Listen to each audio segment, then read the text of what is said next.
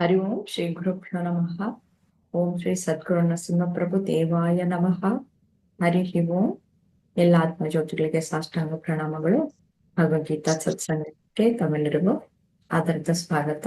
ಇಂದು ನಾವು ಭಗವದ್ಗೀತೆಯ 4ನೇ ಅಧ್ಯಾಯದ 21ನೇ ಶ್ಲೋಕದಿಂದ 25ನೇ ಶ್ಲೋಕದವರೆಗೂ ಮನನ ಮಾಡೋಣ.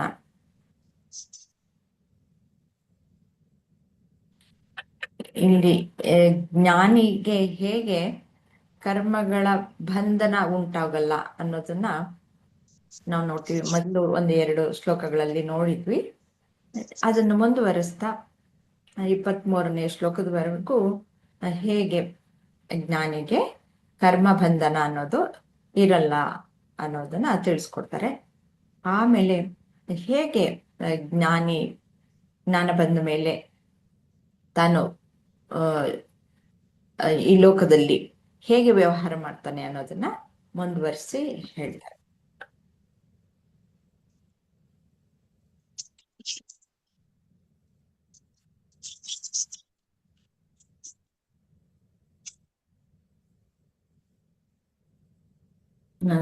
ಎಂತಹ 21ನೇ ಶ್ಲೋಕದಲ್ಲಿ ಎಂತಹ ವ್ಯಕ್ತಿಗಳು ದೇಹದ ನಿರ್ವಹಣೆಗಾಗಿ ಕರ್ಮ ಮಾಡುತ್ತಿದ್ದರೂ ಪಾಪವನ್ನು ಪಡೆಯುವ ದೋಷಕ್ಕೆ ಗುರಿಯಾಗುವುದಿಲ್ಲ.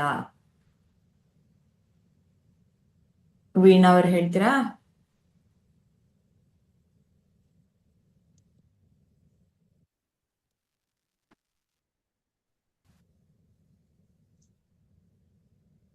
ಮೇಡಮ್ ಕ್ವಶನ್ ಹಾಕಿ ಇನ್ನೊಂದ್ಸರಿ.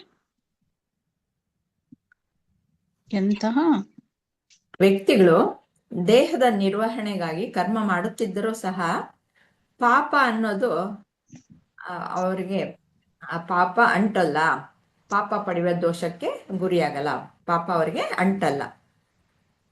ಅವರು ದೇಹ ನಿರ್ವಹಣೆಗೋಸ್ಕರ ಕರ್ಮ ಮಾಡ್ತಿದ್ದಾರೆ. ಎಲ್ಲ ಕರ್ಮಗಳಿಗೂ ಸಹ ಒಂದು ಕರ್ಮ ಫಲ ಅನ್ನೋದು ಇರುತ್ತೆ. ಅದಕ್ಕೆ ತಕ್ಕ ಒಂದು ಸಂಚಿತವಾದ ಕರ್ಮಕ್ಕೆ ಹೋಗ್ಬಹುದು. ಆ ಕರ್ಮ ಫಲಕ್ಕೆ ಅನುಸಾರವಾಗಿ ಮುಂದಿನ ಒಂದು ನಮ್ಮ ಕ್ರಿಯೆ ನಿರ್ಧಾರವಾಗುತ್ತೆ ಅಲ್ವಾ? ಆದ್ರೆ ಇವ್ರಿಗೆ ಹಾಗಾಗಲ್ಲ. ಆ ದೋಷ ಅನ್ನೋದು ಅವ್ರಿಗೆ ಬಂಧನಕ್ಕೆ ಒಳಪಡಿಸಲ್ಲ. ದೋಷ ಅಂತಂದ್ರೆ ಬಂಧನ. ಅವ್ರಿಗೆ ಬೇರೆಯವ್ರಿಗಾದ್ರೆ, ನಮ್ಗೆಲ್ಲ ಆದ್ರೆ ಬಂಧನಕ್ಕೆ ಒಳಪಡ್ತೀವಿ. ಕಾಮ್ಯ ಕರ್ಮಗಳನ್ನ ಮಾಡುವವ್ರಿಗೆಲ್ರಿಗೂ ಬಂಧನ ಇರುತ್ತೆ. ಯಾರಿಗೆ ಕಾಮ್ಯ ಕರ್ಮ ಅನ್ನೋದು ಇರಲ್ವೋ ಅಂತವ್ರಿಗೆ ಬಂಧನ ಇಲ್ಲ. ಇಲ್ಲಿ ಯಾವ್ದು ಸ್ಪೆಸಿಫಿಕ್ ಆಗಿ ಏನನ್ನ ಹೇಳಿದ್ದಾರೆ ಅನ್ನೋದು ಇಲ್ಲಿ ವಿಷಯ. ಅದೇ ಯಾವ ಆಸೆನೂ ಇಟ್ಕೊಳ್ದೆ ಮನಸ್ಸು ಬುದ್ಧಿನ ಸ್ವಲ್ಪ ಹತೋಟಿಯಲ್ಲಿ ಇಟ್ಕೊಂಡು ಇದನ್ನ ನೋಡ್ಕೊಳ್ಳಿ ಚೆನ್ನಾಗಿ. ಇದನ್ನ ಓದ್ಕೊಳ್ಳಿ. ನಿರೀಕ್ಷೆಗಳು ಮತ್ತು ಮಾಲೀಕತ್ವದ ನನ್ನದು ಪ್ರಜ್ಞೆಯಿಂದ ಮುಕ್ತವಾಗಿ ಮನಸ್ಸು ಮತ್ತು ಬುದ್ಧಿಯನ್ನು ಸಂಪೂರ್ಣವಾಗಿ ನಿಯಂತ್ರಿಸಿ ಅವರು ತಮ್ಮ ದೇಹದಿಂದ ಕ್ರಿಯೆಗಳನ್ನು ಮಾಡಿದರೂ ಯಾವುದೇ ಪಾಪ ಅನುಭವಿಸುವುದಿಲ್ಲ. ಅದೇ ಅವ್ರಿಗೇನು ಆಸೆಗಳು ಇರಬಾರ್ದು. ಅಂತವ್ರು ತಮ್ಮ ಮನಸ್ಸು ಮತ್ತೆ ಬುದ್ಧಿನ ಹತೋಟಿಯಲ್ಲಿ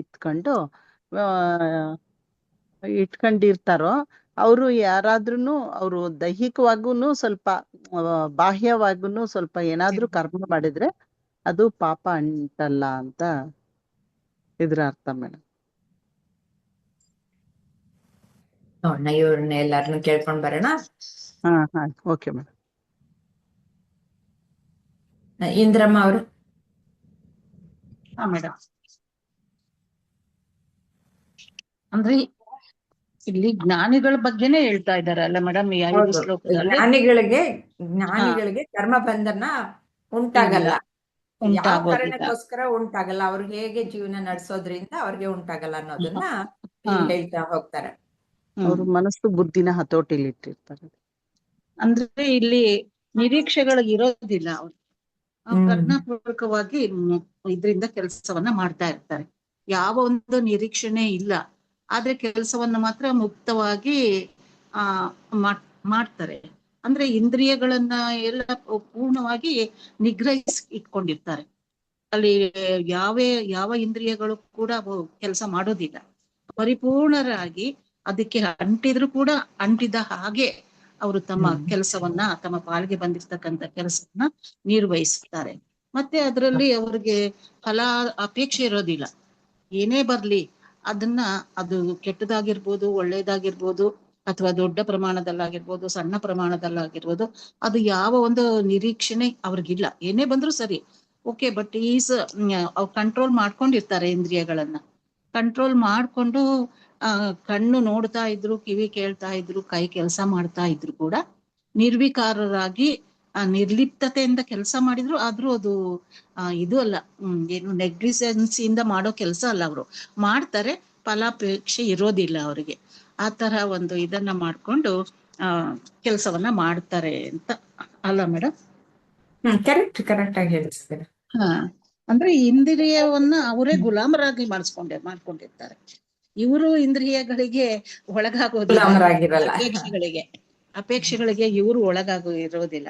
ಅದರ ಪ್ರತಿಫಲ ಏನೇ ಆಗಿರ್ಬೋದು. ಕೆಲವರು ಒಳ್ಳೇದ್ ಹೇಳ್ಬೋದು, ಕೆಲವರು ಕೆಟ್ಟದನ್ನ ಹೇಳ್ಬೋದು, ನಷ್ಟ ಅಥವಾ ಲಾಭ ಯಾವುದೇ ಇರ್ಬೋದು, ಅದನ್ನ ಅವ್ರಿಗೆ ಸ್ವೀಕರಿಸುವುದಿಲ್ಲ. ಯಾಕೆಂದ್ರೆ ಅವರು ನಿರ್ಲಿಪ್ತರಾಗಿ ಕೆಲಸ ಮಾಡ್ತಿರ್ತಾರೆ. ಅದ್ರ ಬಗ್ಗೆ ಪ್ರಜ್ಞೆ ಇರ್ತದೆ ಅವ್ರಿಗೆ ಅದ್ರ ಬಗ್ಗೆ ಜ್ಞಾನ ಇರ್ತದೆ. ಹೀಗಾಗಿ ಅವರು ಯೋಗಿಗಳ ತರ ಈ ಒಂದು ಜ್ಞಾನಿಗಳು ಕೆಲಸವನ್ನ ಮಾಡೋದ್ರಿಂದ ಅದ ಅಂತರ್ಮುಖವಾಗಿ ಆಗಿ ಮಾಡಿರ್ಲಿ ಅಥವಾ ಬಾಹಿರ್ಮುಖವಾಗಿ ಆಗಿರ್ಲಿ ಆ ಕೆಲಸವನ್ನ ಅವರು ನಿರ್ವಹಿಸ್ತಾರೆ. ಇದು ಅಂದ್ರೆ ಇನ್ನೂ ಹೇಳ್ಬೇಕು ಅಂದ್ರೆ, ಈ ಶಾರೀರಿಕ ಕರ್ಮ ಕೈಯಿಂದ ಅಥವಾ ಏನಾದ್ರೂ ಇದು ಶಾರೀರಿಕ ಮಾಡಿದ್ರು ಕೂಡ ಅದನ್ನ ಅವರು ಏನು ಇದು ಮಾಡೋದಿಲ್ಲ. ಅದಕ್ಕೆ ಪ್ರತಿಫಲವನ್ನ ನಿರೀಕ್ಷಣೆ ಮಾಡ್ಕೊಳ್ಳೋದಿಲ್ಲ. ಇಷ್ಟು ಹೇಳಲಿಕ್ಕೆ ಇಷ್ಟಪಡ್ತೀನಿ ಮೇಡಮ್. ಮತ್ತೆ ಇದನ್ನು ಹೇಳ್ಬೋದು ಇವ್ರಿಗೆ, ಅವರು ಏನಂತ ಹೇಳಿದ್ರೆ, ಶಾರೀರಿಕ ಕರ್ಮ ಮಾಡ್ತಾ ಇರ್ಬೇಕಾದ್ರೆ ಬರೀ ನಾನು ನನ್ಗೋಸ್ಕರ ಮಾಡ್ಕೊಳ್ತಾ ಇದ್ದೀನಿ, ನನ್ನ ಶರೀರ ಹಾಗಿಟ್ಕೋಬೇಕು, ಹೀಗಿಟ್ಕೋಬೇಕು ಅಂತ ಚೆನ್ನಾಗಿ ರುಚಿಕರವಾದಂತಹ ಭಕ್ಷ್ಯ ಭೋಜ್ಯಗಳನ್ನ ಮಾಡ್ಕೊಂಡು ದೇಹವನ್ನ ಬೆಳೆಸ್ಬೇಕು ಅಥವಾ ದೇಹವನ್ನ ಸೊಗಸಾಗಿ ಇಟ್ಕೋಬೇಕು ಅಂತಕ್ಕಂತಹ ಒಂದು ಇದನ್ನು ಇರೋದಿಲ್ಲ ಅವ್ರಿಗೆ. ಯಾವುದೇ ಒಂದು ಮಾಡಿದ್ರು ಕೂಡ ನಿರ್ಲಿಪ್ತರಾಗಿ ಅದನ್ನ ಭಗವಂತನ ಕೆಲಸ ಅಂತ ಮಾಡ್ಕೊಂಡು ಅವರು ಕೆಲಸವನ್ನ ನಿರ್ವಹಿಸ್ತಾರೆ ಅನ್ಸುತ್ತೆ. ಸಂಸಾರ ಕೊಟ್ಟಿದ್ದಾರೆ ನಿರೀಕ್ಷೆಗಳು ಮತ್ತು ಮಾಲೀಕತ್ವ. ನಿರೀಕ್ಷೆಗಳು ಯಾವ್ದು ಇರೋದಿಲ್ಲ ಅವ್ರಿಗೆ. ಅವರೆಲ್ಲ ಪ್ರಜ್ಞೆಯಿಂದ ಮುಕ್ತರಾಗ್ಬಿಟ್ಟಿರ್ತಾರೆ. ಮನಸ್ಸು ಬುದ್ಧಿಯನ್ನು ಸಂಪೂರ್ಣವಾಗಿ ಅವರು ನಿಯಂತ್ರಿಸ್ಕೊಂಡಿರ್ತಾರೆ. ಆ ಬುದ್ಧಿ ಅನ್ನೋದು ಅವ್ರು ಹೇಳ ಹಾಗೆ ಕೇಳ್ತದೆ ಹೊರ್ತು ಬುದ್ಧಿ ಹೇಳ್ದಾಗೆ ಇವ್ರು ಕೇಳೋದಿಲ್ಲ. ಮತ್ತೆ ದೇಹದ ಯಾವುದೇ ಕ್ರಿಯೆ ಮಾಡಿದ್ರು ಕೂಡ ಅದ್ರ ಪಾಪವನ್ನ ಇವರು ನನಗೆ ಬರ್ತದೆ ಪಾಪ, ಇದ್ ನಾನು ಅನುಭವಿಸ್ಬೇಕು ಅಥವಾ ನಾನು ಇದನ್ನ ಬಿಡ್ಬೇಕು, ಅದನ್ನ ನಿಯಂತ್ರಿಸ್ಬೇಕು ಅನ್ನೋ ಯಾವ ಭಾವನೆನೂ ಇರಲ್ಲ. ಒಟ್ಟಾರೆ ಇದೆಲ್ಲ ಭಗವಂತನ ಕೆಲಸ ಅಂತ ಭಗವಂತನಿಗೆ ಅರ್ಪಣೆ ಮಾಡ್ಬಿಟ್ಟು ಅಂದ್ರೆ ಇಲ್ಲಿ ಮಾಲೀಕತ್ವ ಅನ್ನೋದಿರಲ್ಲ ಅದಕ್ಕೆ. ಮಾಲೀಕತ್ವ ನನ್ನದು ಅಂತ ಇರೋದಿಲ್ಲ, ಯಾವ್ದು ನಿರೀಕ್ಷಣೆನೇ ಇರೋದಿಲ್ಲ. ಅಲ್ಲ, ಬಂದ್ರು ಮಾಡಿದ್ರು ಕೂಡ ಅದನ್ನ ಅವರು ತಮ್ಮ ಕಂಟ್ರೋಲ್ ಅಲ್ಲಿ ಇಟ್ಕೊಂಡಿರ್ತಾರೆ, ಪ್ರಜ್ಞಾಪೂರ್ವಕವಾಗಿ ಮಾಡ್ತಾ ಇರ್ತಾರೆ ಅನ್ಸುತ್ತೆ ಮೇಡಮ್. ಈ ಶ್ಲೋಕಗಳೆಲ್ಲ ಚೆನ್ನಾಗಿದೆ, ಎಲ್ಲ ಜ್ಞಾನಿಗಳಿದೆ. ಕರ್ಮ ಹೋಯ್ತು. 4ನೇ ಅಧ್ಯಾಯ ತುಂಬಾ ಚೆನ್ನಾಗಿದೆ, ಪೂರ್ತಿ ಜ್ಞಾನನೇ ಇದು. ಹೌದು ಹೌದು,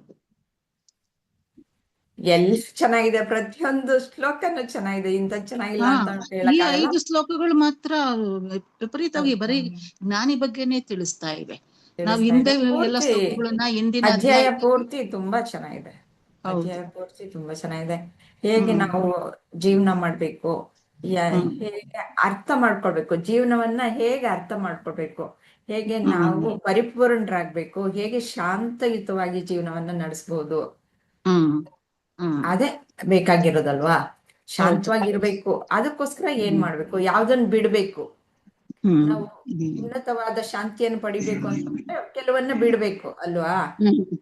ಕೆಳಮಟ್ಟದನ್ನ ಬಿಟ್ಟು ಹಾಕ್ಬೋದು, ಅದಕ್ಕೆ ಏನು ಕಷ್ಟವಾಗಲ್ಲ. ಯಾವಾಗ ಉನ್ನತವಾದದ್ದರ ರುಚಿ ಗೊತ್ತಾದಾಗ ಕೆಳಮಟ್ಟದನ್ನ ಬಿಟ್ಟು ಹಾಕ್ತಿವಿ. ಅಂದ್ರೆ ಹಿಂದಿನ ಎಲ್ಲ ಶ್ಲೋಕಗಳಲ್ಲಿ ನಾವು ಕರ್ಮದ ಬಗ್ಗೆ ನೋಡಿದ್ವಿ, ಈಗ ಜ್ಞಾನದ ಬಗ್ಗೆ, ಜ್ಞಾನಿ ಬಗ್ಗೆ ಈ ಶ್ಲೋಕಗಳಲ್ಲಿ ಹೇಳ್ತಿದ್ದಾರೆ ಅನ್ಸುತ್ತೆ ಅಲ್ಲ ಮೇಡಮ್? ಜ್ಞಾನಿ ಹೇಗೆ ಕರ್ಮ ಮಾಡ್ತಾನೆ ಅಂತ ಬಿಟ್ಟು ಅವನಿಗೆ ಹೇಗೆ ಕರ್ಮ ಅನ್ನೋದು ನೀವೇ ಕೇಳಿದ್ರಿ ಒಂದ್ಸತಿ. ನಾವು ನಮ್ಮ ಕರ್ಮಗಳನ್ನೆಲ್ಲ ನಾವು ಬಿಟ್ಟು ಹಾಕ್ಬೋದಾ, ಸುಟ್ಟು ಹಾಕ್ಬೋದಾ ಅಂತ. ಅದು ಹಿಂದಿನ ಕ್ಲಾಸಲ್ಲಿ ನಾವು ಸತ್ಸಂಗದಲ್ಲಿ ನೋಡಿದ್ವಿ. ಜ್ಞಾನಾಗ್ನಿಯಿಂದ ಪೂರ್ತಿಯಾಗಿ ಅದನ್ನ ಭಸ್ಮ ಮಾಡಿ ಹಾಕ್ಬಿಡ್ಬೋದು ಎಲ್ಲಾ ಕರ್ಮಗಳನ್ನ. ಹ್ಮ್ ಸಂಚಿತ ಕರ್ಮ ಆಗಿರ್ಬೋದು, ಪ್ರಾರಬ್ಧ ಆಗಿರ್ಬೋದು, ಆಗಾಮಿ ಕರ್ಮ ಆಗಿರ್ಬೋದು, ಎಲ್ಲವೂ ಹ್ಮ್ ಜ್ಞಾನಾಗ್ನಿಯಿಂದ. ಯಾಕೆಂದ್ರೆ ನಾನು ದೇಹ ಮನಸ್ಸು ಬುದ್ಧಿ ಅಲ್ಲ ಅಂತ ಅಂದ ತಕ್ಷಣ ನನಗೆ ಯಾವ ಕರ್ಮಗಳು ನನಗೆ ಅಂಟ್ಕೊಂಡಿಲ್ಲ. ಹ್ಮ್ ಅದು ಜ್ಞಾನ. ಅಜ್ಞಾನದ ಇಂದ ಮಾಡಿದಂತಹ ಕರ್ಮಗಳು ನನಗೆ ಹೇಗೆ ಆ, ಅಂಟ್ಕೊಳ್ಳೋಕೆ ಸಾಧ್ಯ? ನಾನು ಈಗ ಪರಬ್ರಹ್ಮ ಸ್ವರೂಪಿ. ನನಗೆ ಹೌದು. ಇಷ್ಟು ದಿನ ಗೊತ್ತಿರ್ಲಿಲ್ಲ, ನಾನು ದೇಹ ಮನಸ್ಸು ಬುದ್ಧಿ ಅಂತ ಅನ್ಕೊಂಡಿದ್ದೆ, ಅದಕ್ಕೆ ನನಗೆ ಕರ್ಮಗಳು ಅಂಟ್ಕೊಂಡಿವೆ ಅಂತ ಬಿಟ್ಟು ನಾನು ಕರ್ಮ ಬಂಧನದಲ್ಲಿದ್ದೆ. ಯಾವಾಗ ನನಗೆ ಜ್ಞಾನ ಬಂತೋ ಅವೆಲ್ಲವೂ ಹೊರಟೋಯ್ತು.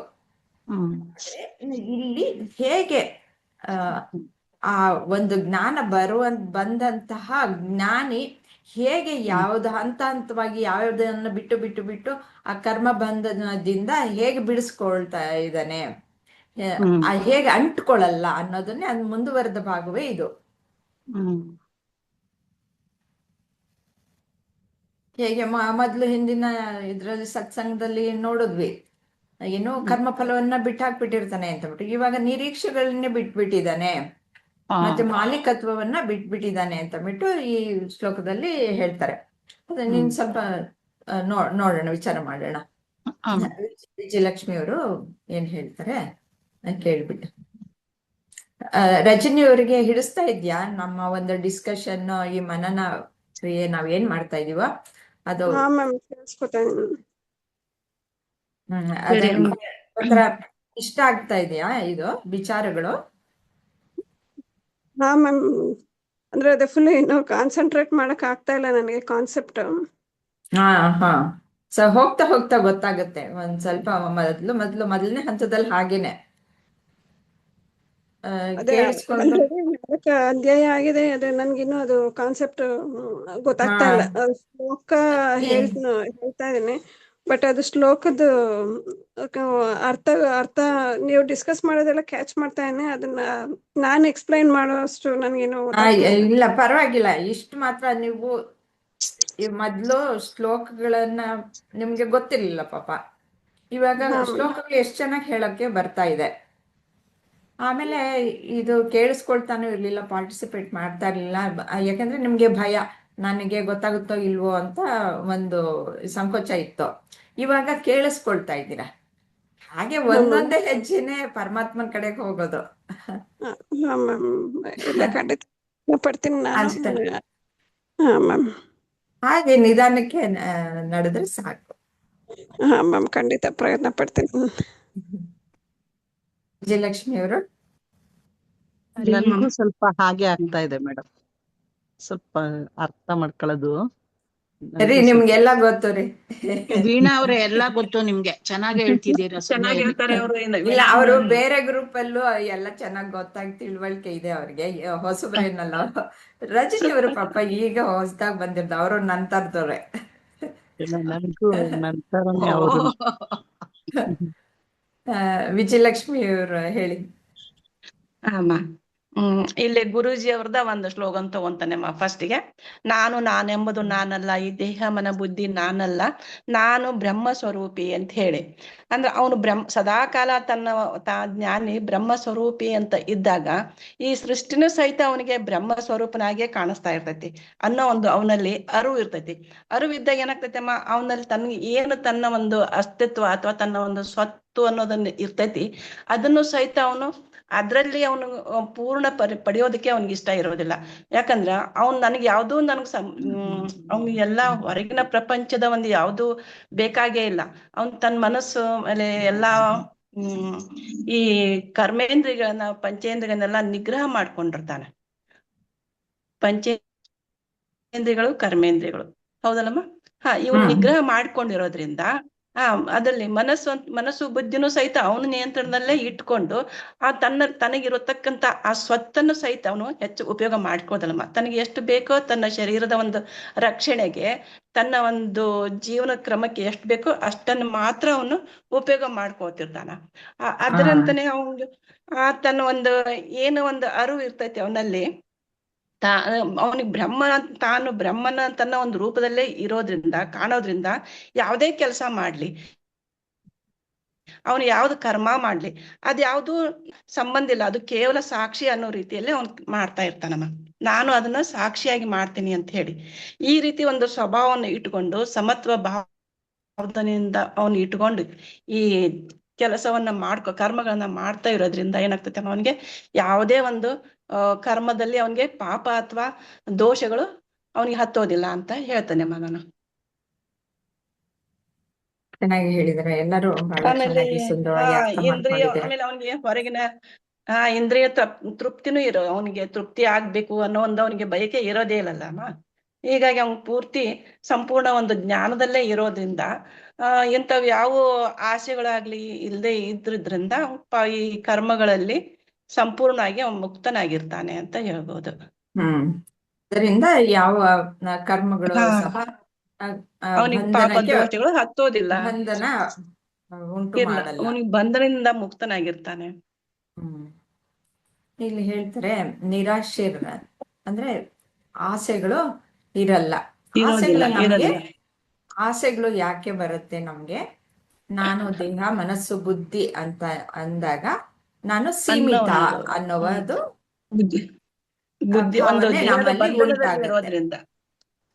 ಸೀಮಿತತೆ ಇರೋದ್ರಿಂದ ನನಗೆ ಅನಂತ ಆಗ್ಬೇಕು ಅಂತ ನನಗೆ ಆಸೆ ಉಂಟಾಗತ್ತೆ. ಅದನ್ನ ಹೊರಗಡೆ ಪ್ರಪಂಚದಿಂದ ಪಡಿಬೇಕು ಅಂತ ಅಂದ್ಬಿಟ್ಟು ಆಸೆ. ಆದ್ರೆ ಜ್ಞಾನಿಗೆ ಗೊತ್ತಾಗ್ಬಿಟ್ಟಿರುತ್ತೆ ಏನೋ ಇಲ್ಲಿ ಶಾರೀರಂ ಕೇವಲಂ ಕರ್ಮ ಕುರ್ವನ್ ಆಪ್ನೋತಿ ಕಿಲ್ಬಿಷಂ ಅಂತ ಹೇಳೋದ ಹಾಗೆ ದೇಹ ಮನಸ್ಸು ಬುದ್ಧಿಗಳು ಆತ್ಮನಲ್ಲಿ ತಾದಾತ್ಮ್ಯತೆಯನ್ನು ಪಡೆದಾಗ ಅದು ನಿಜವಾದ ನಾನು ಯಾರು ಅನ್ನೋದು ಮರ್ತ್ ಹೋಗ್ಬಿಟ್ಟು ದೇಹ ಮನಸ್ಸು ಬುದ್ಧಿಗಳೇ ನಾನು ಅಂತಂದ್ಬಿಟ್ಟು ಕಾಮ್ಯ ಕರ್ಮಗಳನ್ನ ಮಾಡ್ತಾ ಇರ್ತೀವಿ. ಅದಕ್ಕೆ ಒಡೆಯ ಯಾರು ಅಂತಂದ್ರೆ ಅಹಂಕಾರ. ಅದಕ್ಕೆ ಒಡೆಯ ಅಹಂಕಾರ. ಅದು ನಿಜವಾದ ನಾನು ಅಲ್ಲ, ಅದು ಮಿಥ್ಯವಾದದ್ದು. ಈ ಅಹಂಕಾರ ಅನ್ನೋದು ನಾನು ಅಂತ ಅನ್ನುವಂತ ಅಹಂಕಾರ ಮಿಥ್ಯವಾದದ್ದು. ಅದಕ್ಕೆ ನಾನು ಆತ್ಮ ಅನ್ನೋದು ಗೊತ್ತಿಲ್ಲ, ಆತ್ಮಸ್ವರೂಪಿ ಅನ್ನೋದು ಗೊತ್ತಿಲ್ಲ. ಅದು ಹೊರಗಡೆ ಪ್ರಪಂಚದಿಂದಲೇ ನಾನು ಸಂತೋಷವನ್ನು ಪಡಿಬೇಕು ಅಂತಂದ್ಬಿಟ್ಟು ನಿರೀಕ್ಷೆಯನ್ನ ಮಾಡ್ತಾ ಇರುತ್ತೆ. ಆದ್ರೆ ಜ್ಞಾನಿಗೆ ಇದು ಗೊತ್ತಾಗೋಗ್ಬಿಟ್ಟಿರುತ್ತೆ. ಆದ್ರಿಂದ ನಿರೀಕ್ಷೆಗಳನ್ನ ಇಟ್ಕೊಳ್ಳಲ್ಲ. ಈ ಹೊರ ಪ್ರಪಂಚದಲ್ಲಿ ನನಗೆ ಏನು ಸಂತೋಷ ಅನ್ನೋದು ಸಿಗಲ್ಲ, ನಾನು ಆನಂದ ಸ್ವರೂಪಿ, ನನ್ನಿಂದ ಆನಂದ ಅನ್ನೋದು ಬರುವಂತಹದ್ದು ಅನ್ನೋದು ಅವನಿಗೆ ಆ ಸ್ಪಷ್ಟತೆ ಅನ್ನೋದು ಚೆನ್ನಾಗಿ ಗೊತ್ತಾಗೋಗ್ಬಿಟ್ಟಿರುತ್ತೆ. ಮತ್ತೆ ನಾನು ಮತ್ತೆ ನನ್ನದು ಅನ್ನೋದು ಅಹಂಕಾರಕ್ಕೆ ಸಂಬಂಧಪಟ್ಟಿದ್ದು. ನಾನು ಅಂತ ಅಂದ್ರೆ ನಾನು ಅಂದ್ರೆ ಈ ದೇಹ ಮನಸ್ಸು ಬುದ್ಧಿಗಳನ್ನ ಗುರುತಿಸ್ಕೊಂಡಿದ್ದು. ಮತ್ತೆ ನನ್ನದು ಅಂತಂದ್ರೆ ನನಗೆ ಮತ್ತೆ ಬಿಲಾಂಗಿಂಗ್ಸ್ ಏನು ಇರುತ್ತೆ ನಮ್ಗೆ, ಅವುಗಳನ್ನು ಸಹ ಅದಕ್ಕೆಲ್ಲ ಒಡೆಯ ಈ ಅಹಂಕಾರವೇ. ಅದೆಲ್ಲ ಇಲ್ಲ, ಅದು ನಿಜವಾದದ್ದಲ್ಲ ಅನ್ನೋದು ಸಂಪೂರ್ಣವಾಗಿ ಈ ಜ್ಞಾನಿಗೆ ಗೊತ್ತಾಗ್ಬಿಟ್ಟಿರುತ್ತೆ. ಆದ್ರಿಂದ ಅವನು ಈ ಮನಸ್ಸನ್ನ ಬುದ್ಧಿಯನ್ನ ಎಲ್ಲವನ್ನು ಸಹ ನಿಯಂತ್ರಣದಲ್ಲಿ ಇಟ್ಕೊಂಡಿರ್ತಾನೆ. ಅದರ ಅಡಿಯಾಳಾಗಿ ತಾನು ಇರಲ್ಲ. ನೀವುಗಳು ಹೇಳಿದ್ರಿ ಆಗ್ಲೇನೆ, ತನಗೆ ಯಾವ ರೀತಿ ಬೇಕೋ ಆ ರೀತಿಯಲ್ಲಿ ನಿಯಂತ್ರಿಸಿ ಅದನ್ನ ಉಪಯೋಗಿಸುವಂತಹ ದಾಢ್ಯತೆ ಅವನಲ್ಲಿ ಬೆಳೆದು ಬಂದೇ ಇರುತ್ತೆ. ಹಾಗಾಗಿ ಅವನು ಜ್ಞಾನಿ. ಆ ನಿಯಂತ್ರಣವನ್ನು ಹೊಂದೋದೇ ಸಾಧನೆ. ನಾನು ಆತ್ಮಸ್ವರೂಪಿ ಅನ್ನೋದೇ ಜ್ಞಾನ. ಈ ಇಂದ್ರಿಯಗಳ ಮೇಲೆ ನಿಯಂತ್ರಣ ಹೊಂದುವುದೇ ಸಾಧನೆ. ಅದನ್ನ ಸಾಧಿಸಿರ್ತಾನೆ. ಹಾಗಾಗಿ ಅದು ಅಲ್ಲ, ಅವನು ಅವಾಗ ನಿರೀಕ್ಷೆಗಳೇ ಇಲ್ಲ ಅಂತಂದ್ರೆ ಕರ್ತೃತ್ವನೇ ಇಲ್ಲ. ನಾನು ದೇಹ ಮನಸ್ಸು ಬುದ್ಧಿ ಅಲ್ಲ ಅಂದಾಗ ಕರ್ತೃತ್ವ ಅನ್ನೋದೇ ಇಲ್ಲ. ಕರ್ತೃತ್ವ ಇಲ್ಲದ ಮೇಲೆ ಆ ಫಲಕ್ಕೆ ಓನರ್ ಇಲ್ಲ ಅಲ್ವಾ? ಹಾಗಾಗಿ ಕರ್ಮ ಫಲ ಅನ್ನೋದು ಯಾರು ಕೊಡ್ತಾರೆ? ಭಗವಂತನಿಗೆ ಅವನಿಗೆ ಸಲ್ಲಲ್ಲ. ಇದು ಈ ಶ್ಲೋಕದ ಅರ್ಥ. ಹರಿ ಓಂ ಲಕ್ಷ್ಮೀಜಿ, ನೀವು ಈ ಒಂದು 21ನೇ ಶ್ಲೋಕದ ವಿಶ್ಲೇಷಣೆ ಏನಾದ್ರು ಮಾಡ್ತೀರಾ?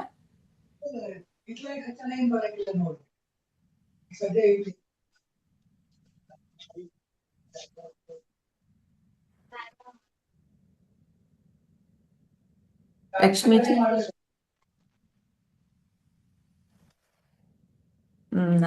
ವರ್ಷನಾ? ಹರಿ ಓಂ ವರ್ಷ ನೇಮ್ ಚೇಂಜ್ ಮಾಡಿ, ಕನ್ಫ್ಯೂಸ್ ಆಗುತ್ತೆ ಅದಕ್ಕೆ. ಸರಿ ಹಾ, ಸರಿ ಸರಿ. ಇವತ್ತು ಕೇಳಿಸ್ಕೊಳ್ಳಿ ನೀವು ನಮ್ದು ಮನನ ಎಲ್ಲಾನು, ಆಮೇಲೆ ಪಾರ್ಟಿಸಿಪೇಟ್ ಮಾಡೋರಂತೆ. ಶ್ಲೋಕಗಳು ನಿಮ್ಗೆ ಹೇಳಕ್ ಬರುತ್ತಾ? ಅದು ಹಾಕಿದ್ವಿ ಆಗ್ಲೇ. ಇಲ್ಲ, ಶ್ಲೋಕಗಳು ಭಗವದ್ಗೀತೆದ್ ಬರಲ್ಲ. ಹೌದಾ, ಸರಿ. ಆಮೇಲೆ ಕೊನೆಯಲ್ಲಾದ್ರೆ ಮತ್ತೆ ಪ್ಲೇ ಮಾಡ್ತೀನಿ, ನೀವು ಕೇಳಿಸ್ಕೊಳ್ಬೋದು, ಮತ್ತೆ ಹೇಳಕ್ಕೂ ಪ್ರಯತ್ನ ಪಡ್ಬೋದು. ಅಮ್ಮ ನಾನು ಚಾಂಟಿಂಗ್ ಮಾಡಿಲ್ಲ ಅಮ್ಮ. ಅದು ಲಾಸ್ಟ್ ಅಲ್ಲಿ ನೀವಿಬ್ರು ಮಾಡೋರಂತೆ, ಓಕೆನಾ? ಹ್ಞೂನ್ರಿ ಹ್ಞೂನ್ರಿ, ಥ್ಯಾಂಕ್ ಯು ಅಮ್ಮ. ಇವಾಗ 21ನೇ ಶ್ಲೋಕ ಮನನ ಮಾಡ್ತಾ ಇದ್ವಿ, ಎಲ್ರದ್ದು ಆಯ್ತು. ಇವಾಗ ನೀವು ನಿಮ್ಮ ಅನಿಸಿಕೆನ ಶೇರ್ ಮಾಡ್ಕೊಳ್ಳಿ. ಹಾ ಅಮ್ಮ. ಇವಾಗ ಜ್ಞಾನಿಗಳಿಗೆ ಈ ಕರ್ಮ ಬಂಧನ ಅನ್ನೋದು ಇರಲ್ಲ. ಈ ಶ್ಲೋಕದಲ್ಲಿ ಯಾವ ಕಾರಣಕ್ಕೋಸ್ಕರ ಕರ್ಮ ಬಂಧನ ಉಂಟಾಗಲ್ಲ ಅನ್ನೋದನ್ನ ತಿಳಿಸಿದ್ದಾರೆ ಅಂತ ಪ್ರಶ್ನೆ. ಹಾ ಹಾ.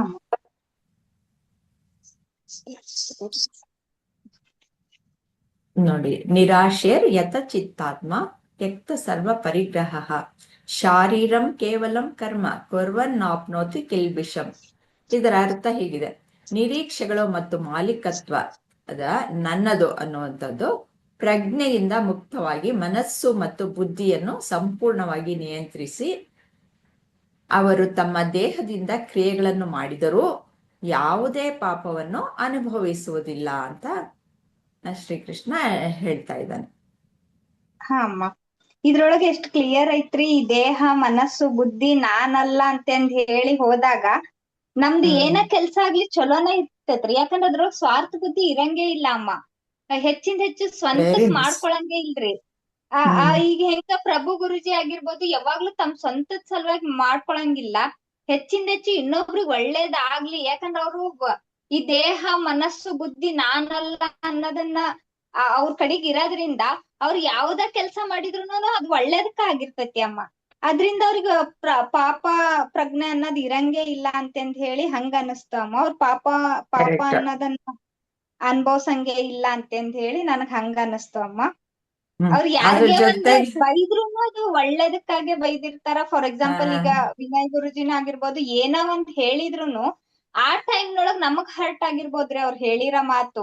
ಆದ್ರೂ ಅವ್ರು ನಮ್ ಜೀವನದ ಒಂದ್ ಒಳ್ಳೇದ್ರ ಸಲುವಾಗಿ ಹೇಳಿರ್ತಾರ ಅಂತಂದ್ ಹೇಳಿ ಅವ್ರಿಗೆ ಅವ್ರ ಬೈದಾಗ ನಾವ್ ಅವ್ರಿಗೆ ಏನೋ ಒಂದು ಇದನ್ ಮಾಡ್ದಾಗ್ಲೂನು ಅದ್ ಅವ್ರ ಪಾಪ ಪ್ರಜ್ಞೆ ಹತ್ತಂಗೆ ಇಲ್ಲಮ್ಮ. ಯಾಕಂದ್ರ ಅವ್ರು ಒಂದ್ ಒಳ್ಳೆ ಕಾರ್ಯ ಒಳ್ಳೆ ಮನಸ್ಸು ಇಟ್ಕೊಂಡ ಮಾಡಿರ್ತಾರಲ್ರಿ ಆ ಕೆಲ್ಸನ. ಅದರ ಸಲುವಾಗಿ ಅಂತೇಳಿ ನನ್ಗೆ ಹಂಗ ಅನಸ್ತಮ್ಮ.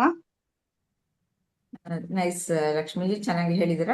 ಅದ್ರ ಜೊತೆಗೆ ಏನು ಅಂದ್ರೆ ಈ ನಿರೀಕ್ಷೆಗಳು ಅಂದ್ರೆ ಅವ್ರಿಗೆ ಅಪೇಕ್ಷೆಗಳು ಏನಿರಲ್ಲ, ಬಯಕೆಗಳು ಅನ್ನೋದು ಇರಲ್ಲ. ಬಯಕೆಗಳು ಇಲ್ಲದೆ ಇದ್ದಾಗ ಮತ್ತೆ ನಾನು ದೇಹ ಮನಸ್ಸು ಬುದ್ಧಿ ಇಲ್ಲ ಅಂತಂದಾಗ ಕರ್ತೃತ್ವ ಅನ್ನೋದು ಇರಲ್ಲ. ಮತ್ತೆ ಇಲ್ಲಿ ಮಾಲೀಕತ್ವ ಅಂತ ಹೇಳೋದು ಏನಕ್ಕೆ ಅಂದ್ರೆ ಅಹಂಕಾರ. ಮಾಲೀಕತ್ವ ನಾನು ಅನ್ನೋದು ಯಾವುದು? ಈ ಅಹಂಕಾರ ಅಲ್ವಾ? ಆ ಅಹಂಕಾರ ಏನಾಗಿರುತ್ತೆ ಅವರಲ್ಲಿ ಶುದ್ಧವಾಗ್ಬಿಟ್ಟಿರುತ್ತೆ. ಯಾವಾಗ್ಲ ಕರ್ತೃತ್ವ ಇದ್ರೆ ಅಂದ್ರೆ ನಿರೀಕ್ಷೆಗಳು ಕರ್ಮವನ್ನ ಮಾಡಿದ್ರೆ ಕರ್ಮ ಫಲವನ್ನ ಪಡೆಯೋದಕ್ಕೆ ಒಬ್ರು ಇರ್ಬೇಕಲ್ಲ. ಆ ಪಡೆಯೋರೇ ಇಲ್ಲದೆ ಇದ್ದಾಗ ಆ ಕರ್ಮ ಅನ್ನೋದು ಯಾರಿಗೆ ಸಲ್ಲುತ್ತೆ? ಯಾರಿಗೂ ಸಲ್ಲಲ್ಲ. ಈ ಆತ್ಮನಿಗೆ ಸಲ್ಲಲ್ಲ. ಯಾಕೆಂದ್ರೆ ಆತ್ಮ ಯಾವ ಕರ್ಮವನ್ನು ಮಾಡ್ತಾ ಇಲ್ಲ. ಎಲ್ಲ ಪ್ರಕೃತಿಯಲ್ಲಿ ನಡೀತಾ ಇರೋದು ಕರ್ಮಗಳೆಲ್ಲವೂ ಅಲ್ವಾ? ಈ ದೇಹ ಮನಸ್ಸು ಬುದ್ಧಿಗಳು ಇಂದ್ರಿಯಗಳು ಕುಣಿಸಿದ ಹಾಗೆ, ಮನಸ್ಸು ಬುದ್ಧಿ ಕುಣಿಸಿದ ಹಾಗೆ ಇಲ್ಲಿ ನಡೀತಾ ಇದೆ. ಆತ್ಮನಲ್ಲಿ ಯಾವ ಒಂದು ಕ್ರಿಯೆ ಇಲ್ಲ. ಆತ್ಮನಿಂದ ಚೈತನ್ಯ ಪಡ್ಕೊಂಡು ಇವುಗಳು ಎಲ್ಲ ಕರ್ಮವನ್ನು ಮಾಡ್ತಾ ಇರೋದು. ಇಲ್ಲಿ ಯಾವಾಗ ಅಹಂ ಅನ್ನೋದು ಮಾಲೀಕತ್ವನೇ ಇಲ್ಲ ಅಂದಾಗ ಆ ಕರ್ಮ ಅಲ್ಲಿ ಅಂಟ್ಕೊಳ್ಳಲ್ಲ. ಜ್ಞಾನಿಗೆ ಈ ಒಂದು ಜ್ಞಾನ ಇರೋದ್ರಿಂದ ಅದು ಅಂಟ್ಕೊಳ್ಳಲ್ಲ ಅಂತ ಶ್ರೀಕೃಷ್ಣ ಇಲ್ಲಿ ಹೇಳ್ತಾ ಇದ್ದಾರೆ. ಮುಂದಿನ ಶ್ಲೋಕದಲ್ಲಿ ಇನ್ನು ಯಾವ ರೀತಿಯಲ್ಲಿ ಅವರು ಈ ಒಂದು ಕರ್ಮ ಬಂಧನಕ್ಕೆ ಒಳಗಾಗಲ್ಲ ಅನ್ನೋದನ್ನ ಹೇಳ್ತಾರೆ ಅನ್ನೋದನ್ನ ನೋಡೋಣ. ಯದೃಚ್ಛ ಲಾಭ ಸಂತುಷ್ಟೋ ದ್ವಂದ್ವಾತೀತೋ ವಿಮತ್ಸರಃ ಸಮ ಸಿದ್ಧಾವಸಿದ್ಧೌ ಚ ಕೃತ್ವಾಪಿ ನ ನಿಬಧ್ಯತೆ. ತಾನಾಗೆ ಬಂದ ಲಾಭದಿಂದ ತೃಪ್ತನಾಗಿ ಮತ್ತು ಅಸೂಯೆಯಿಂದ ಮುಕ್ತನಾಗಿ ಅವರು ಜೀವನದ ದ್ವಂದ್ವಗಳನ್ನು ಮೀರಿದ್ದಾರೆ.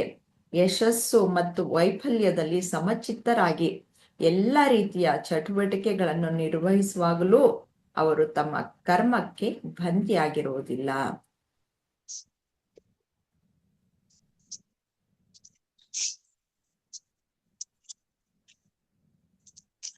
ವಿಜಯಲಕ್ಷ್ಮಿಯವರಿಂದ ಶುರು ಆಗ್ಲಿ. ಈ ಶ್ಲೋಕದಲ್ಲಿ ತಿಳಿಸಿರುವಂತೆ ಕರ್ಮಯೋಗಿಯು ಕರ್ಮಗಳನ್ನು ಮಾಡುತ್ತಿದ್ದರೂ ಕರ್ಮಬಂಧನಕ್ಕೆ ಒಳಪಡುವುದಿಲ್ಲ. ಹೇಗೆ? ತಾನಾಗಿ ಬಂದುದ್ರಲ್ಲಿ ತೃಪ್ತಿ ಎಂದಿರುವವನು, ದ್ವಂದ್ವಾತೀತನು, ಅಸೂಯೆ ಇಲ್ಲದವನು, ಗೆಲುವು ಸೋಲುಗಳಲ್ಲಿ ಒಂದೇ ರೀತಿ ಇರುವವನು. ಅಂದ್ರಮ್ಮ ಈ ಜ್ಞಾನಿ ಏನಂದ್ರ ಎಲ್ಲದ್ರಲ್ಲಿ ಒಂದು ಸಮತ್ವವನ್ನು ಭಾವನೆ ಹೊಂದಿರ್ತಾನ. ಅವ್ನ್ಗೆ ಯಾವುದೇ ಆಸೆ ಆಗ್ಲಿ, ಅದು ಬೇಕು ಇದು ಬೇಕು ಅನ್ನೋ ಮೋಹ ಇರೋದಿಲ್ಲ. ಮತ್ತೆ ಇಲ್ಲಿ ಹೇಳಿರ್ತಕ್ಕಂಥ ಹೊಟ್ಟೆ ಕಿಚ್ಚು ಸಹಿತ ಇರೋದಿಲ್ಲ. ಅಸೂಯೆ, ಹೊಟ್ಟೆ ಕಿಚ್ಚು ಇರೋದಿಲ್ಲ. ಮತ್ತೆ ಸೋಲು ಗೆಲುವು ಅನ್ನೋ ಒಂದು ಯಾವ್ದು ಅವನು ಎಲ್ಲಾ ಸಮತ್ವದಲ್ಲೇ ನೋಡ್ತಿರ್ತಾರ. ಮತ್ತೆ ಈ ದ್ವಂದ್ವಗಳನ್ನು ಸಹಿತ ಅಂದ್ರೆ ಶೀತೋಷ್ಣ ಆಗ್ಲಿ, ಸುಖ ದುಃಖ, ಸೋಲು ಗೆಲುವು ಇಂಥದ್ರೆಲ್ಲ ಅವ್ರು ಏನ್ ಮಾಡ್ತಾರಮ್ಮ, ಇಂಥ ದ್ವಂದ್ವಗಳನ್ನು ಸಹಿತ ಮೀರಿದವರಾಗಿರ್ತಾರ. ಹೀಗಾಗಿ ಈ ರೀತಿ ಇದ್ಕೊಂಡು ಅವ್ರ ಕರ್ಮಗಳನ್ನ ಮಾಡಿದಾಗ ಯಾವುದು ಅವ್ರಿಗೆ ಆ ಬಂಧನದಕ್ಕೆ ಸಿಕ್ಕೊಳ್ಳೋದಿಲ್ಲ. ಆ ಕರ್ಮ ಮಾಡಿದ ಫಲ ಅದು ಶಿವನಿಗೆ ಅಥವಾ ಈಶ್ವರನಿಗೆ ಅರ್ಪಣೆ ಅಂತ ಹೇಳಿ ಅವನಲ್ಲಿ ಆ ಮನೋಭಾವನೆ ಇಟ್ಟುಕೊಂಡು ಮಾಡೋದ್ರಿಂದ ಈ ಬಂಧನದಲ್ಲಿ ಅವನನ್ನ ಒಳಪಡಿಸ್ಲಿಕ್ಕೆ ಆಗೋದಿಲ್ಲ ಅಂತ ಹೇಳ್ಬೋದಮ್ಮ. ಇಂದ್ರಮ್ಮ ಅವ್ರು ಏನ್ ಹೇಳ್ತಾರೆ ನೋಡೋಣ. ಹಾ ಮೇಡಮ್ ನನ್ಗೆ ಕ್ವಶನ್ ಹಾಕಿ ಪ್ಲೀಸ್. ಈ ಶ್ಲೋಕ, ಕರ್ಮಯೋಗಿಯು ಕರ್ಮಗಳನ್ನು ಮಾಡುತ್ತಿದ್ದರೂ ಕರ್ಮ ಬಂಧನಕ್ಕೆ ಒಳಪಡುವುದಿಲ್ಲ.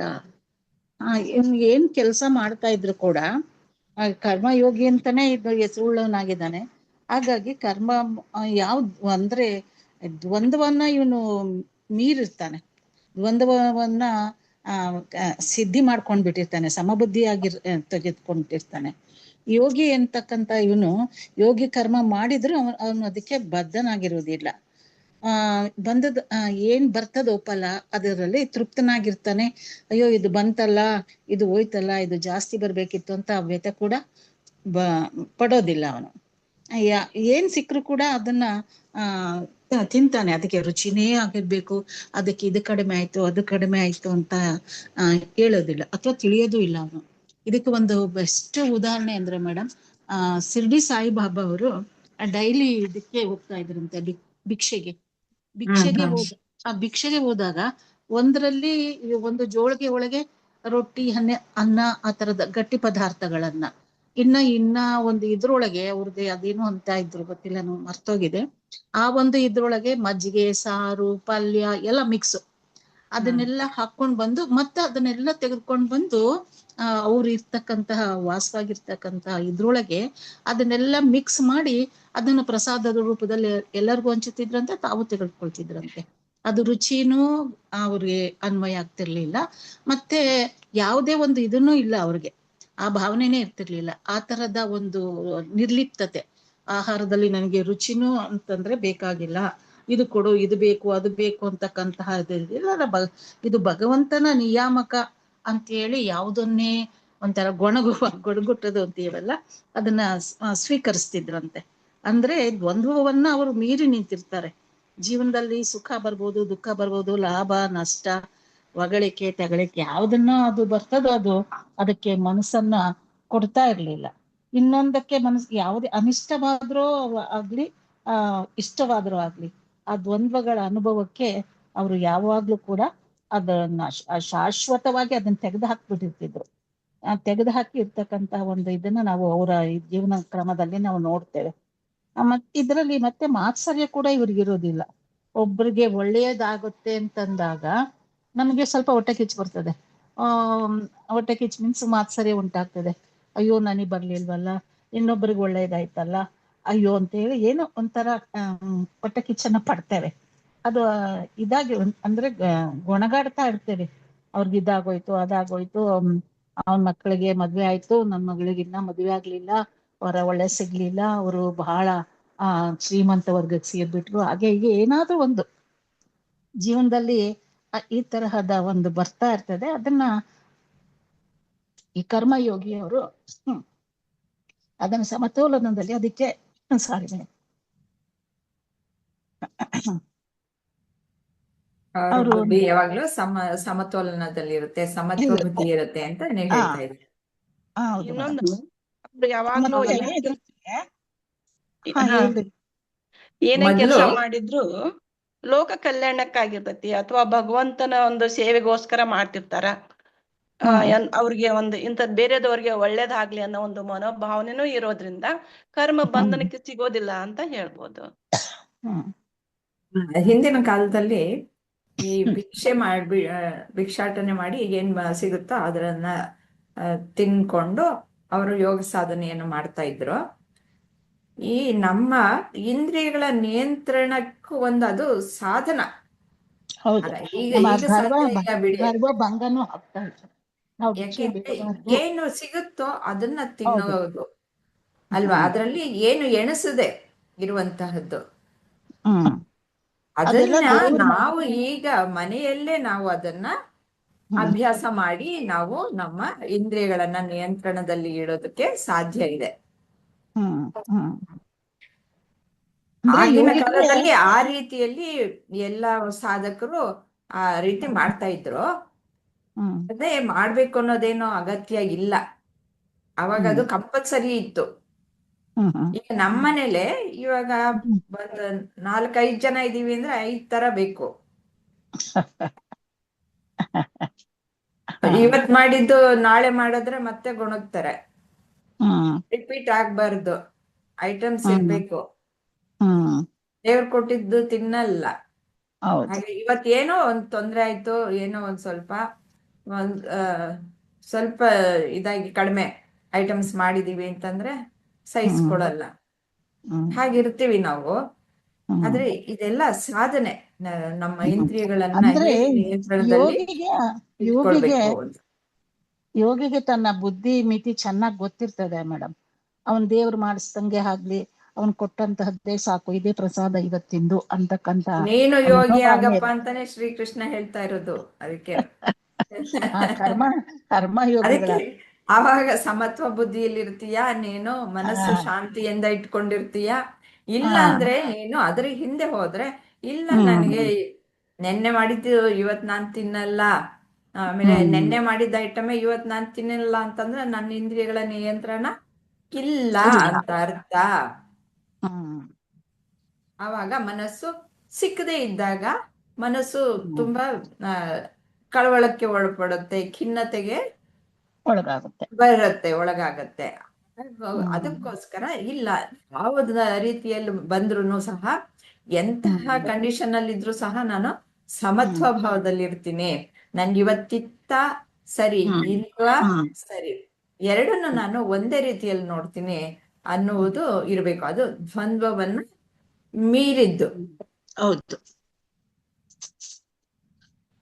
ಶೀತ ಉಷ್ಣ, ಲಾಭ ನಷ್ಟ, ಸುಖ ದುಃಖ, ಇವೆಲ್ಲ ಸಮತೋಲನ. ಅಪಜಯ, ಜಯ ಅಪಜಯ, ಇವು ಯಾವ್ದೇ ಎಲ್ಲವನ್ನು ಒಂದೇ ಸಮ ನೋಡ್ತೀನಿ. ಅದಿದ್ರು ಓಕೆ, ಇದಿದ್ರು ಓಕೆ, ನಾನು ಯಾವ್ದಕ್ಕೂ ಅನ್ಕೊಂಡಿಲ್ಲ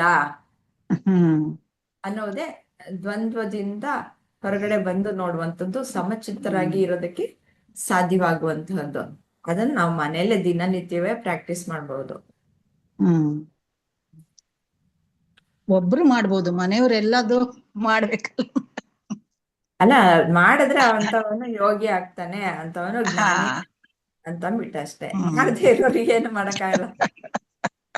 ಆಮೇಲೆ ಜೊತೆಗೆ ಎಲ್ಲ ಸಿಗುತ್ತೆ ಅಂತಂತಿದ್ರೆ ಅವ್ರಿಗೇನು ಈ ಕಡೆಗೆ ಲಕ್ಷ್ಯ ಗಮನನೇ ಇರಲ್ಲ. ಬರಲ್ಲ.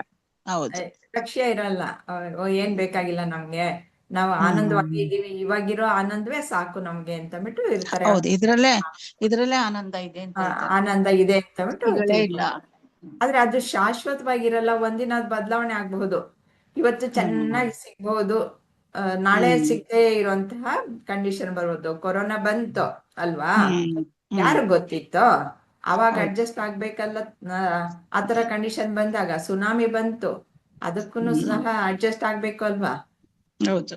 ಮನೇಲೂ ಅಷ್ಟೇ. ಇವಾಗ ಲೈಫ್ ಲಾಂಗ್ ಒಂದೇ ತರ ಇರುತ್ತಾ? ಒಂದ್ಸತಿ ಚೆನ್ನಾಗಿರುತ್ತೆ, ಇನ್ನೊಂದ್ಸತಿ ಕಷ್ಟಗಳು ಬಂದೇ ಬರುತ್ತೆ.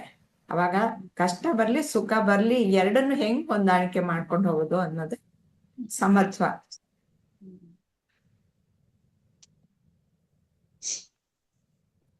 ಆ ರೀತಿಯಲ್ಲಿ ತಾನ ಇದ್ದವನು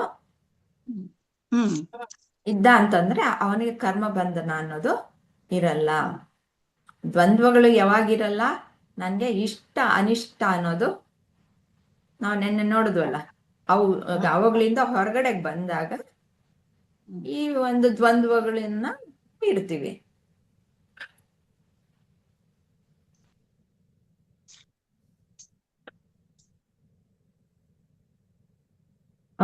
ಇನ್ನು ಯಾರಾದ್ರೂ ಶೇರ್ ಮಾಡ್ಕೊಳ್ಳೋದಿದ್ಯಾ? ವೀಣಾ ಅವ್ರ ಏನಾದ್ರು ಹೇಳೋದಿದ್ಯಾ? ಲಕ್ಷ್ಮಿ ಅವರು?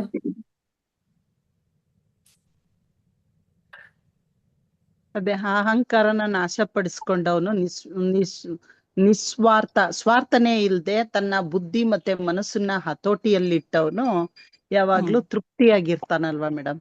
ಅದಕ್ಕೆ ಅವನ್ಗೆ ಅಹಂಕಾರ ಇಲ್ದೆ ಇರೋದ್ರಿಂದ ಮನಸ್ಸು ಬುದ್ಧಿ ಮೇಲೆ ಅವನ್ಗೆ ಸಂಪೂರ್ಣವಾಗಿ ನಿಯಂತ್ರಣ ಇರುತ್ತೆ. ಅವನ್ಗೆ ದ್ವಂದ್ವಗಳು ನೀವ್ ಹೇಳಿದ್ರಲ್ಲ, ಶೀತ ಉಷ್ಣ, ಗೆಲುವು, ಮತ್ತೆ ಒಳ್ಳೇದು ಕೆಟ್ಟದ್ದು, ಸುಖ ದುಃಖ ಅಂತದ್ದು ಏನು ಅವ್ರಿಗೆ ಅವ್ರು ಮಾಡಲ್ಲ. ಎಲ್ಲ ಸಮಚಿತ್ತದಿಂದನೇ ನೋಡ್ತಾ ಇರ್ತಾರ ಅವರು.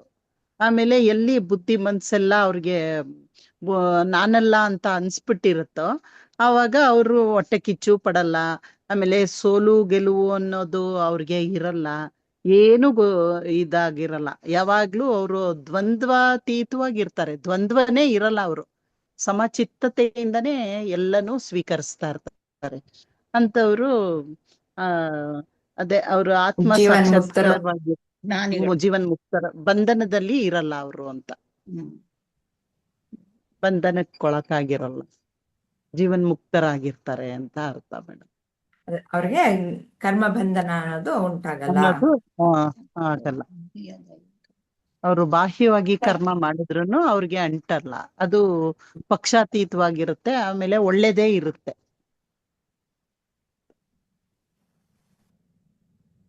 ಲಕ್ಷ್ಮಿ ಅವರು ಹಿಂದಿನ ಶ್ಲೋಕದಲ್ಲಿ ನಾವು ನೋಡಿದಾಗೆ ಅವ್ರಿಗೆ ನಿರೀಕ್ಷೆಗಳೇ ಇರಲ್ವಲ್ಲ. ಹೌದು.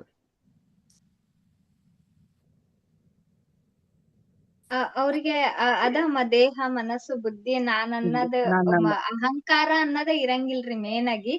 ಅವಾಗ ಅವ್ರಿಗೆ ದ್ವಂದ್ವ ಅನ್ನದ ಬರಂಗಿಲ್ಲ ಅಮ್ಮ ಜೀವನದೊಳಗ.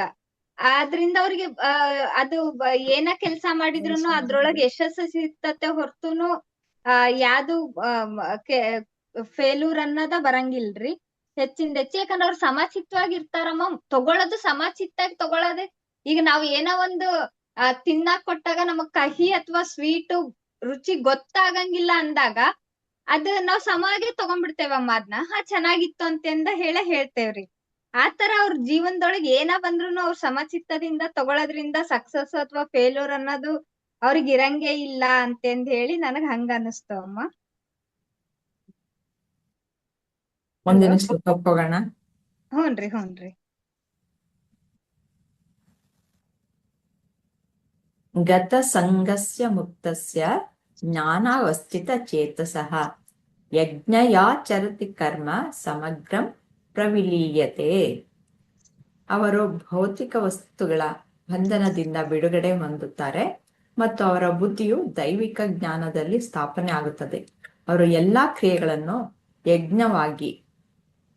ಎಲ್ಲರಲ್ಲೂ ಇರುವ ಭಗವಂತನಿಗೆ ಅರ್ಪಣೆ ಮಾಡೋದ್ರಿಂದ ಅವರು ಎಲ್ಲ ಕರ್ಮ ಪ್ರತಿಕ್ರಿಯೆಗಳಿಂದ ಮುಕ್ತರಾಗುತ್ತಾರೆ.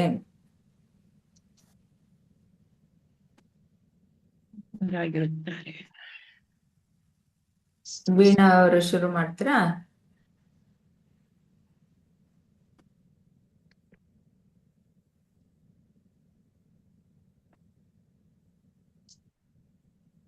ಜ್ಞಾನಿಗಳು ಯಾವಾಗ್ಲೂ ಎಲ್ಲ ಕರ್ಮಗಳು ಆ, ಈ ಶ್ಲೋಕದಲ್ಲಿ ಮುಕ್ತರಾಗಿ ತಿಳಿಸುತ್ತೆ ಯಾರ ಎಲ್ಲ ಕರ್ಮಗಳು ಕರಗಿ ಹೋಗುತ್ತವೆ.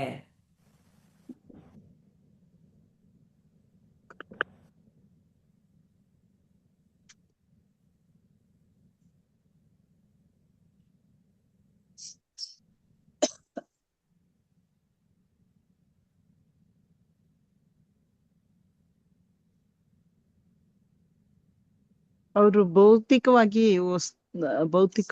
ವಸ್ತುಗಳ ಬಂಧನದಿಂದ ಬಿಡುಗಡೆ ಹೊಂದುತ್ತಾರೆ ಮತ್ತು ಅವರ ಬುದ್ಧಿಯು ದೈವಿಕ ಜ್ಞಾನದಲ್ಲಿ ಸ್ಥಾಪನೆ ಆಗುತ್ತದೆ. ಅವರು ಎಲ್ಲಾ ಕ್ರಿಯೆಗಳನ್ನು ಯಜ್ಞವಾಗಿ ಮಾಡುವುದರಿಂದ ಅವರು ಎಲ್ಲಾ ಕರ್ಮ ಪ್ರತಿಕ್ರಿಯೆಗಳಿಂದ ಮುಕ್ತರಾಗಿರುತ್ತಾರೆ. ಅದೇ ಜ್ಞಾನಿ ಯಾವಾಗ್ಲೂ ಯಾವ ಭೌತಿಕ ವಸ್ತುಗಳಿಗೂ ಬಂದಿಯಾಗಿರಲ್ಲ. ಅವ್ರು ಯಾವಾಗ್ಲೂ ಬಂಧನದಿಂದ ವಿಮುಕ್ತಿಯಾಗಿ ಇರ್ತಾರೆ. ಎಲ್ಲನೂ ದೈವಿಕ ಜ್ಞಾನ, ಬರೀ ದೈವಿಕ ಜ್ಞಾನದಿಂದ ಅವರು ಅವ್ರ ಕೆಲ್ಸಗಳೆಲ್ಲ ಮಾಡ್ತಾ ಇರ್ತಾರೆ. ಆಮೇಲೆ ಮಾಡೋ ಕೆಲ್ಸಗಳೆಲ್ಲ ದೇವ್ರ ಕೆಲ್ಸ ಅಂತಾನೆ ಅವರು ಎಲ್ಲಾನು ದೇವ್ರಿಗೆ ಅರ್ಪಿಸ್ಬಿಟ್ಟು ದೇವ್ರ ಕೆಲ್ಸ ಅಂತಾನೆ ಮಾಡ್ತಾ ಇರ್ತಾರೆ. ಕರೆಕ್ಟ್.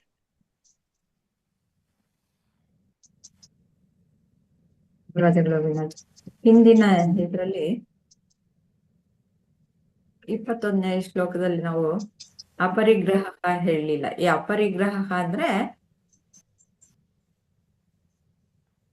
ಗೊತ್ತಿದೆ ಅಲ್ವಾ, ಹೆಚ್ಚಾಗಿ ನಮ್ಗೆ ಅಗತ್ಯಕ್ಕಿಂತ ಹೆಚ್ಚಾಗಿರೋದನ್ನ ಸಂಗ್ರಹಿಸಿ ಇಟ್ಕೊಳ್ಳೋದು.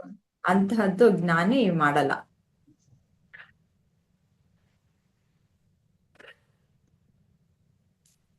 ಓಕೆ,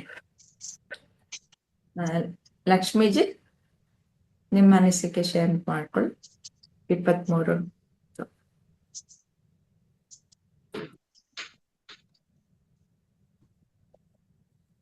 ಅವ್ರು ಯಾವಾಗ್ಲೂ ಕೃಷ್ಣಾರ್ಪಣ ಮಸ್ತು ಅಂತಂದು ಇಲ್ಲಿ ಯಜ್ಞ ಭಾವದಿಂದ ಮಾಡ್ತಾರ ಅಂತ ಹೇಳಿ ಗೊತ್ತಾಯ್ತು ಅಮ್ಮ.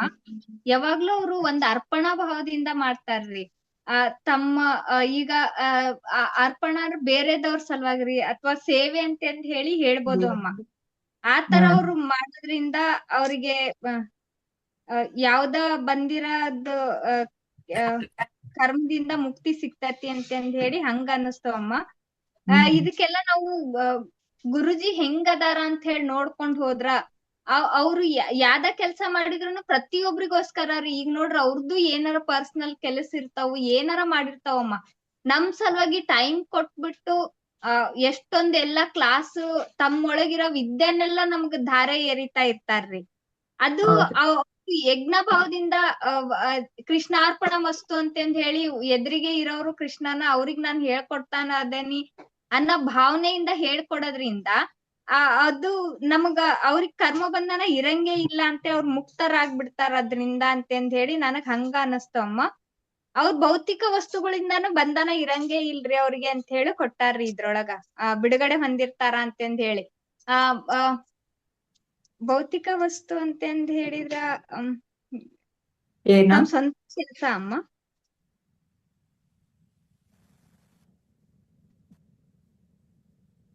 ಭೌತಿಕ ವಸ್ತು ಅಂದ್ರೆ ಏನು? ಪ್ರೆಸೆಂಟ್ ನೊಳಗ್ ಇರೋದು ಅಂತಂದ್ ಹೇಳಿ ಹಂಗ ಅನ್ನಿಸ್ತಮ್ಮ ನನಗ. ಅಲ್ಲ ಲಕ್ಷ್ಮೀಜಿ, ಭೌತಿಕ ವಸ್ತು ಅಂದ್ರೆ ಪ್ರಕೃತಿ ಗುಣಗಳ ಈಗ ನಿಮ್ಮ ಮನೆಯಲ್ಲಿ ವಸ್ತುಗಳು ಇದೆ ಅಲ್ವಾ? ಹ್ಞೂನ್ರಿ. ಒಂದು ಸೀರೆ, ಅದು ನಿಮ್ಗೆ ಆಕರ್ಷಣೆ ಮಾಡುತ್ತೆ, ಅದು ಭೌತಿಕ ವಸ್ತು. ಸಕಲ ಏನು ನಾಮರೂಪಗಳಿಂದ ನೀವು ಏನು ನೋಡ್ತಿರೋ ಅವೆಲ್ಲ ಭೌತಿಕ ವಸ್ತುಗಳೇ. ನಿಮ್ಮ ಮನೆಯಲ್ಲಿ ಕುರ್ಚಿ, ಚೇರು, ಮನೆ, ಹೊರಗಡೆ ಇರುವಂತಹ ವಸ್ತುಗಳು ಎಲ್ಲವೂ ಅಷ್ಟೇ, ಅದು ಭೌತಿಕ ವಸ್ತುಗಳು. ಆಕರ್ಷಣೆ ಎಲ್ಲಿಂದ ಬರುತ್ತೋ ನಮ್ಗೆ, ನಮ್ಮ ಮನಸ್ಸಿನಲ್ಲಿ ವಾಸನೆಗಳಿರುತ್ತೆ, ಅವು ಹೌದ್ರಿ. ಸೆಳ್ಕೊಂಡು ಹೋಗುತ್ತೆ. ಅಲ್ಲಿ ವಿಷಯ ವಸ್ತುಗಳು ಏನಿರುತ್ತೆ ಅವು ಭೌತಿಕ ವಸ್ತುಗಳು. ವಿಷಯ ಹೌದ್ರಿ. ವಸ್ತುಗಳು ಅಂತಂದ್ರೆ ಗೊತ್ತಿದೆ ಅಲ್ವಾ? ಹೌದು ಹೌದು ಭೌತಿಕ ಅಂದ್ರೆ ಈ ಭೌತಿಕ ಪ್ರಪಂಚದಲ್ಲಿ ಇರುವಂತಹದ್ದು ಎಲ್ಲವೂ ಭೌತಿಕ ವಸ್ತುಗಳೇ. ಹ್ಞೂನ್ರಿ ಹ್ಞೂನ್ರಿ. ಈಗ ಈಗ ಅವು ನಾವು ಇಷ್ಟು ಅದು ಇವಾಗ ನಮಗೆ ವಾಸನೆ ಇರುವ ಪ್ರಕಾರವಾಗಿ ಅಂತ ವಸ್ತುಗಳನ್ನೇ ಸೆಳೆಯುತ್ತೆ ನಮ್ಮ ಇಂದ್ರಿಯಗಳು. ಹೌದ್ರಿ. ಒಂದು ಅನೇಕ ವಸ್ತುಗಳನ್ನ ಇಟ್ಟಿದ್ರೆ ಒಬ್ಬೊಬ್ರು ಒಂದೊಂದ್ರ ಕಡೆ ದೃಷ್ಟಿಯನ್ನ ಹಾಯಿಸ್ತೀವಿ. ಅಂದ್ರೆ ನಮ್ಮ ಮನಸ್ಸಿನಲ್ಲಿ ಯಾವ ತರ ವಾಸನೆ ಇರುತ್ತೋ ಆ ರೀತಿಯಲ್ಲಿ ನಮ್ಮನ್ನ ಸೆಳ್ಕೊಂಡು ಹೋಗುತ್ತೆ. ಆ ವಸ್ತುಗಳನ್ನ ನಾವು ಒಳಗಡೆಗೆ ಬಿಟ್ಟುಕೊಂಡ್ರೆ ನಮ್ಗೆ ಅದು ಒಂದು ಬಾಂಡೇಜ್ ಅನ್ನೋದು ಬರುತ್ತೆ. ಅದರಿಂದ ಬಿಡುಗಡೆ ಹೆಂಗ್ ಹೊಂದಬೇಕು ಅಂತಂದ್ರೆ, ನಾನು ನಿಯಂತ್ರಣ ಮಾಡ್ಬೇಕು. ನನ್ನ ಇಂದ್ರಿಯಗಳು ಯಾವಾಗ ನಿಯಂತ್ರಣದಲ್ಲಿರುತ್ತೋ ಆವಾಗ ಇದು ಬೇಕು ಬೇಡ, ಅಲ್ಲಿ ವಿವೇಕ ಜಾಗೃತ ಆಗ್ಬೇಕು. ಭೌತಿಕ ವಸ್ತುಗಳಿಗೆ ಜ್ಞಾನಿಗಳು ಯಾವಾಗ್ಲೂ ಬೆಲೆನೂ ಕೊಡಲ್ಲ, ಅಂಟಿಕೊಳ್ಳೋದು ಇಲ್ಲ. ಅವರು ಭೌತಿಕ ವಸ್ತುಗಳಿಗೆ ಅಂಟ್ಕೊಂಡ್ರೆ ಅವ್ರಿಗೆ ಜ್ಞಾನ ವೃದ್ಧಿಸ್ಕೊಳಕ್ಕೆ ಜ್ಞಾನ ವೃದ್ಧಿಸ್ಕೊಳಕ್ಕೆ ಮತ್ತೆ ಇಂದ್ರಿಯಗಳನ್ನ ಕಂಟ್ರೋಲ್ ಅಲ್ಲಿ ಇಟ್ಟಿರೋದ್ರಿಂದ ಅವ್ರಿಗೆ ಭೌತಿಕ ವಸ್ತುಗಳು ಯಾವ್ದ್ರ ಮೇಲೂ ಆಸೆ ಬರಲ್ಲ. ಈ ಫಾರ್ ಎಕ್ಸಾಂಪಲ್ ನನಗೆ ಈಗ ಕ್ಷಣಕ್ಕೆ ನೆನ್ಪರ್ತಾ ಇರತ್ತೋ ಅಕ್ಕ ಮಹಾದೇವಿ ಭೌತಿಕ ವಸ್ತುಗಳಲ್ಲೆಲ್ಲ ತ್ಯಾಗ ಮಾಡಿ ಅವರು ದೈವಿಕ ಸ್ಥಿತಿ ಹತ್ರ ದೈವಿಕ ಸ್ಥಿತಿಗೆ ಮಲ್ಲಿಕಾರ್ಜುನನ್ನ ಇದ್ ಮಾಡ್ಕೊಂಡು ಹೋದ್ರು. ಆತರ ಭೌತಿಕ ವಸ್ತುಗಳ ಮೇಲೆ ಯಾವ್ದನ್ನು ಆಸೆ ಪಡ್ಲಿಲ್ಲ ಅವರು ಅಂತ. ಭೌತಿಕ ಮುಂದುವರ್ಸಿ ಹಾಗೇನೆ. ಅವರು ಯಾವ್ದನ್ನು ಆಸೆ ಪಡ್ಲಿಲ್ಲ. ಅಂದ್ರೆ ಜ್ಞಾನದಲ್ಲೇ ಈ ಆತ್ಮನಲ್ಲೇ ನೆಲೆಗೊಳ್ಳೋದು. ಪ್ರಪಂಚದಲ್ಲಿ ಇರೋ ಆ ಪ್ರಾಪಂಚಿಕ ವಸ್ತುಗಳನ್ನೆಲ್ಲ ಒಂದು ಆತ್ಮ ಸ್ವರೂಪವಾಗಿ ಅವರು ನೋಡಿ, ಎಲ್ಲಾದ್ರಲ್ಲೂ ಆತ್ಮ ಸ್ವರೂಪನ ನೋಡಿ ಭೌತಿಕ ಆಸೆನ ಬಿಟ್ಟು ಜ್ಞಾನನ ವೃದ್ಧಿಸ್ಕೊಂಡ್ರು. ಅಷ್ಟೇ ಮೇಡಮ್. ಇಂದ್ರಮ್ಮ ಅವ್ರು ಹೇಳ್ತಾರೆ. ಮೇಡಮ್, ಭೌತಿಕ ವಸ್ತುಗಳಿಂದ ಆ ಬಂಧನದಿಂದ ಅವ್ರು ಬಿಡುಗಡೆ ಹೊಂದಿರ್ತಾರೆ. ಆದ್ರೆ ಬುದ್ಧಿ ಮಾತ್ರ ದೈವಿಕ ಜ್ಞಾನದಲ್ಲಿ ಸ್ಥಾಪನೆ ಆಗಿರ್ತದೆ. ಈಗ ನಾವು ಮನಸ್ಸು ನಮ್ಮಲ್ಲಿ ಯಾವಾಗ್ಲೂ ಚಂಚಲವಾಗಿರ್ತದೆ, ವೈವಿಧ್ಯತೆಯನ್ನ ಆಸೆ ಪಡ್ತದೆ, ಇಷ್ಟಪಡ್ತದೆ. ಯಾವುದೇ ಒಂದು ವಸ್ತುವನ್ನ ನೋಡಿದ್ರೆ ನಾವು ಆಸೆ ಪಡ್ತೀವಿ. ಆದ್ರೆ ಈ ಯೋಗಿಗಳಲ್ಲಿ ಆಸೆ ಅನ್ನೋದು ಅದು ಸುಟ್ಟೋಗ್ಬಿಟ್ಟಿರ್ತದೆ. ಆಸೆನೇ ಇರೋದಿಲ್ಲ ಅವ್ರಿಗೆ. ಆಸೆಯಿಂದ ಮುಕ್ತರಾಗಿ ಹೋಗ್ಬಿಟ್ಟಿರ್ತಾರೆ. ಎಲ್ಲ ಅವ್ರ ಆತ್ಮದಲ್ಲಿ ಕೇಂದ್ರ ಬಿಂದು ಏನಂದ್ರೆ, ನಮ್ ಜೀವನದ ಕೇಂದ್ರ ಬಿಂದುವೇ ಆತ್ಮ. ಆ ಕೇಂದ್ರ ಬಿಂದು ಆತ್ಮ ಆದಾಗ ಭಗವಂತ ನನ್ನ ಜೀವನದ ಕೇಂದ್ರ ಆಗೋಗ್ಬಿಡ್ತಾನೆ. ಗುರುಜಿಯವರ ಇದ್ರೊಳಗೆ ಇದೆ. ಆ ಒಂದು ಭಗವಂತನೇ ನಮ್ಮ ಜೀವನದ ಕೇಂದ್ರ ಆದಾಗ ನಮ್ಮ ಮನಸ್ಸು ಪೂರ್ಣ ಆತ್ಮ ಅಥವಾ ಪರಮಾತ್ಮ ಕೂತ್ಬಿಟ್ಟಿರ್ತಾನೆ. ಹಾಗಾಗಿ ಎಲ್ಲಾ ಕೆಲಸಗಳನ್ನು ಕೂಡ ನಾವು ಏನ್ ಮಾಡ್ತೇವೆ, ಒಂದು ಏನು ಅಂಟುಕೊಳ್ದಲೆ ಅದನ್ನ ಅರಿವಿಗೆ ತೆಗೆದುಕೊಂಡು ಮಾಡ್ತಾ ಹೋಗ್ತೀವಿ. ಅದೇ ತರ ಯೋಗಿ ತನ್ನ ಆಸೆಯನ್ನ ಬಿಟ್ಬಿಟ್ಟಿರ್ತಾನೆ. ಆಸೆಗೆ ಏನೂ ಒಂದು ನಿರೀಕ್ಷಣೆ ಇರೋದಿಲ್ಲ. ಅದು ಹಸಿ ಅಥವಾ ನಾವಿವಾಗ ತಕ್ಷಣ ನಮ್ಗೆ ಇಲ್ಲ, ಇದ್ರ ಬಗ್ಗೆ ಏನು ಆಸೆ ಇಲ್ಲ ಅಂತೇಳಿ ಮತ್ತೆ ಹೋಗ್ತೇವೆ. ಆದ್ರೆ ಮತ್ತೆ ಅದ್ರ ಆಸೆ ಚಿಗುರುತ್ತೆ. ಅದನ್ನ ಅವರು ಕಂಟ್ರೋಲ್ ತೆಗೆದುಕೊಂಡಿರ್ತಾರೆ. ಆಸೆ ಅಂದ್ರೆ ಈಗ ಉದಾಹರಣೆಗೆ ಮತ್ತೆ ಯಾವ್ದಾದ್ರು ಒಂದು ಕೊಂಬೆ ಅಥವಾ ರಂಬೆ ಅಥವಾ ಯಾವ್ದಾದ್ರು ಒಂದು ಗಿಡದ ಒಂದು ಭಾಗವನ್ನ ತೆಗೆದುಕೊಂಡು ನೆಟ್ರೆ ಅದು ಚಿಗುರೋ ಸಂಭವ ಇರ್ತದೆ. ಗುಲಾಬಿ ಆಗಿರ್ಬೋದು, ಯಾವ ದೊಡ್ಡ ಇದನ್ನ ಆಗಿರ್ಬೋದು, ಬ್ರಾಂಚಸ್ ಅದನ್ನ ಕಟ್ ಮಾಡಿ ಇದಾದಾಗ ಅದು ಚಿಗುರುತ್ತೆ. ನಮ್ಮಂತವ್ರಿಗೆ ಚಿಗುರುತ್ತೆ. ಅವ್ರಿಗೆ ಆ ಒಂದು ಆಸೆ ಅನ್ನೋದು, ಆ ಇಂದ್ರಿಯಗಳ ಒಂದು ಬಯಕೆ ಅನ್ನೋದು ಎಲ್ಲ ಅವರ ನಿಗ್ರಹದಲ್ಲಿದ್ದು ಅವೆಲ್ಲ ಸುಟ್ಟು ಭಸ್ಮ ಆಗೋಗ್ಬಿಟ್ಟಿರ್ತದೆ. ಅವರು ಜೀವನವನ್ನೇ ಒಂದು ಯಜ್ಞ ಅಂತ ತಿಳ್ಕೊಂಡ್ಬಿಟ್ಟಿರ್ತಾರೆ. ಈ ಯಜ್ಞದಲ್ಲಿ ನಾವು ಮಾಡ್ತಾ ಇರೋದೆಲ್ಲ ಕೂಡ ಪರಮಾತ್ಮನಿಗೆ ಅರ್ಪಿತ ಅಂತೇಳಿ ಪರಮಾತ್ಮನಿಗೆ ಆ ಕೆಲಸಗಳನ್ನ ಅಥವಾ ಅವ್ರು ಮಾಡ್ತಕ್ಕಂತಹ ಕರ್ಮವನ್ನ ಏನೇ ಆಗಿರ್ಲಿ, ಪೂಜೆ ಆಗಿರ್ಬೋದು, ಯಾವುದೇ ಲೌಕಿಕವಾದಂತ ಕರ್ಮ ಆಗಿರ್ಬೋದು, ಮತ್ತೆ ಎಲ್ಲಾನು ದೇವರಿಗೆ ಅರ್ಪಿತ. ಅಂದ್ರೆ ನಾವು ಹೇಳ್ತೀವಲ್ಲ, ನರನ ನರರೂಪಿ ನಾರಾಯಣ ಅಂತ ಹೇಳಿ ಆ ಥರನೂ ಮಾಡ್ತಾ ಇರ್ತಾರೆ. ಅದು ಒಂದು ಸೇವೆಯೇ ಅವರ ಯಜ್ಞ ಆಗೋಗ್ಬಿಟ್ಟಿರ್ತದೆ. ಆ ಯಜ್ಞದಲ್ಲಿ ಅವರು ಪರಮಾತ್ಮನನ್ನೇ ಉಳಿಸ್ಕೊಂಡು ಎಲ್ಲಾ ಜೀವಿಗಳಲ್ಲಿ ಇರ್ತಕ್ಕಂತಹ ಒಂದು ಇದನ್ನ ಪರಮಾತ್ಮನ ರೂಪದಲ್ಲೇ ನೋಡ್ತಾ ಇರ್ತಾರೆ. ಒಬ್ಬ ಪೇಷಂಟ್ಗೆ ಔಷಧಿ ಕೊಡ್ತಕ್ಕಂಥದ್ದು ಅಥವಾ ವಿದ್ಯೆಯನ್ನ ಕಲಿಸ್ತಕ್ಕಂಥದ್ದು, ತಮ್ಮಲ್ಲಿರ್ತಕ್ಕಂತಹ ಜ್ಞಾನವನ್ನ ಹಂಚ್ತಾ ಇರೋದು, ಭಗವದರ್ಪಣಾ ಭಾವನೆಯಲ್ಲೇ ಅವ್ರು ಎಲ್ಲವನ್ನ ಕರ್ಮ ಮಾಡೋದ್ರಿಂದ ಅದೊಂಥರ ಪೂಜೆನೂ ಆಗಿರ್ತದೆ.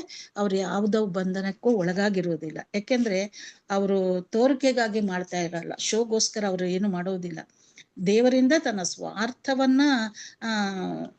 ಸ್ವಾರ್ಥವನ್ನ ಅವ್ರು ಏನ್ ಮಾಡ್ಬಿಟ್ಟಿರ್ತಾರೆ, ವಸೂಲಿ ಮಾಡೋದಕ್ಕೆ ಅಥವಾ ಪೂಜೆ ಅದಕ್ಕೆ ಪ್ರತಿಫಲ ನಿರೀಕ್ಷಣೆ ಇಲ್ದಲೆ ಮಾಡೋದ್ರಿಂದ ಅವರಲ್ಲಿ ಎಲ್ಲಾ ಕರ್ಮೇಂದ್ರಿಯಗಳ ಅಪೇಕ್ಷೆಗಳು ಸುಟ್ಟೋಗ್ಬಿಟ್ಟಿರ್ತದೆ ಅನ್ಸುತ್ತೆ.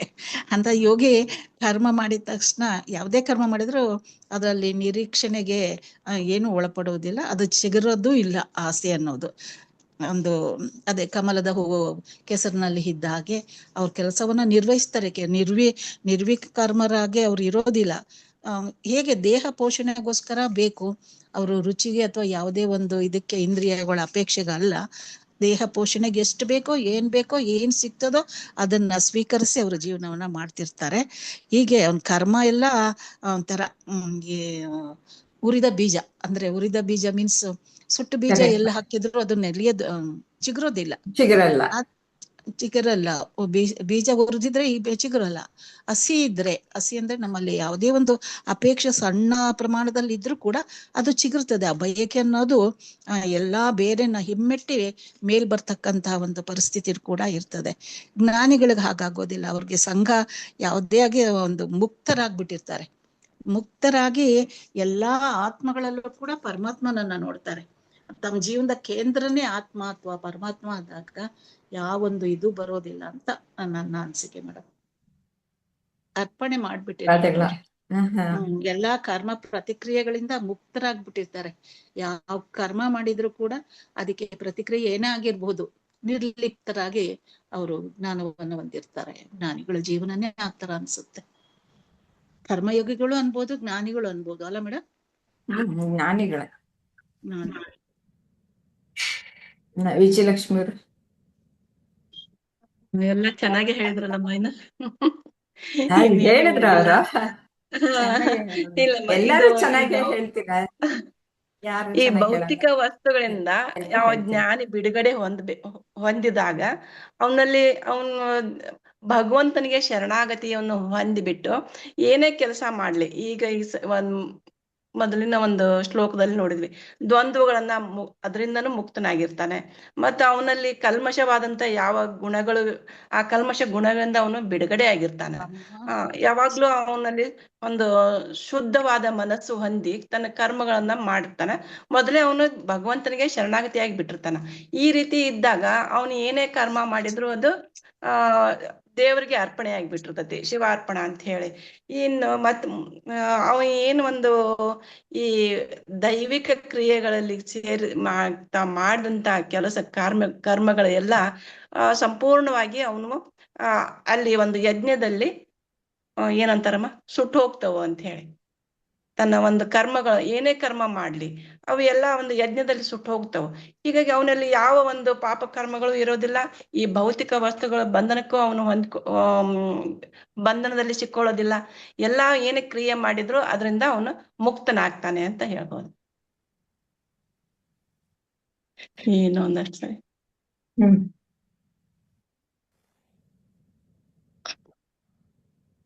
ಫಸ್ಟ್ ಎಲ್ಲರೂ ಹೇಳಿದ್ದಾಯ್ತಲ್ಲ. ಧನ್ಯವಾದಗಳು ವಿಜಯಲಕ್ಷ್ಮಿ ಅವರೇ. ಗತ ಸಂಘರಹಿತ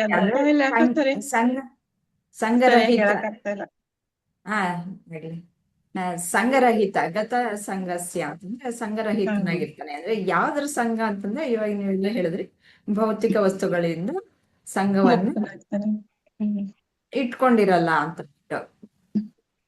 ಅಂದ್ರೆ ಹಾಗಂದ್ರೆ ಅವನು ಏನು ವ್ಯವಹಾರ ಮಾಡಲ್ಲ ಅಂತ ಅಲ್ಲ, ಅದಕ್ಕೆ ಅಂಟುಕೊಂಡಿರಲ್ಲ ಅಂತಂದ್ಬಿಟ್ಟು.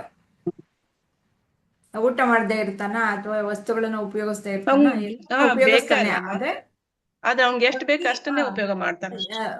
ಅದಕ್ಕೋಸ್ಕರ ಹಾಗಂತ ಹೇಳಿ ನನಗೆ ಇದು ಬೇಕೇ ಬೇಕು ಅಥವಾ ಅದು ಹಾ ಇದ್ರೇನೆ ಮತ್ತೆ ಆಗೋದು ನಾಳೆ ಬೇಕು ಅಥವಾ ನಾಡದ್ ಇಲ್ದಿದ್ರೆ ಬೇಕು ಅಂತ ಆಗಲ್ಲ ಇಟ್ಕೊಳ್ಳೋದಿಲ್ಲ ಅವನು. ಅನ್ನೋದು ಯಾವುದು ಇಲ್ಲ.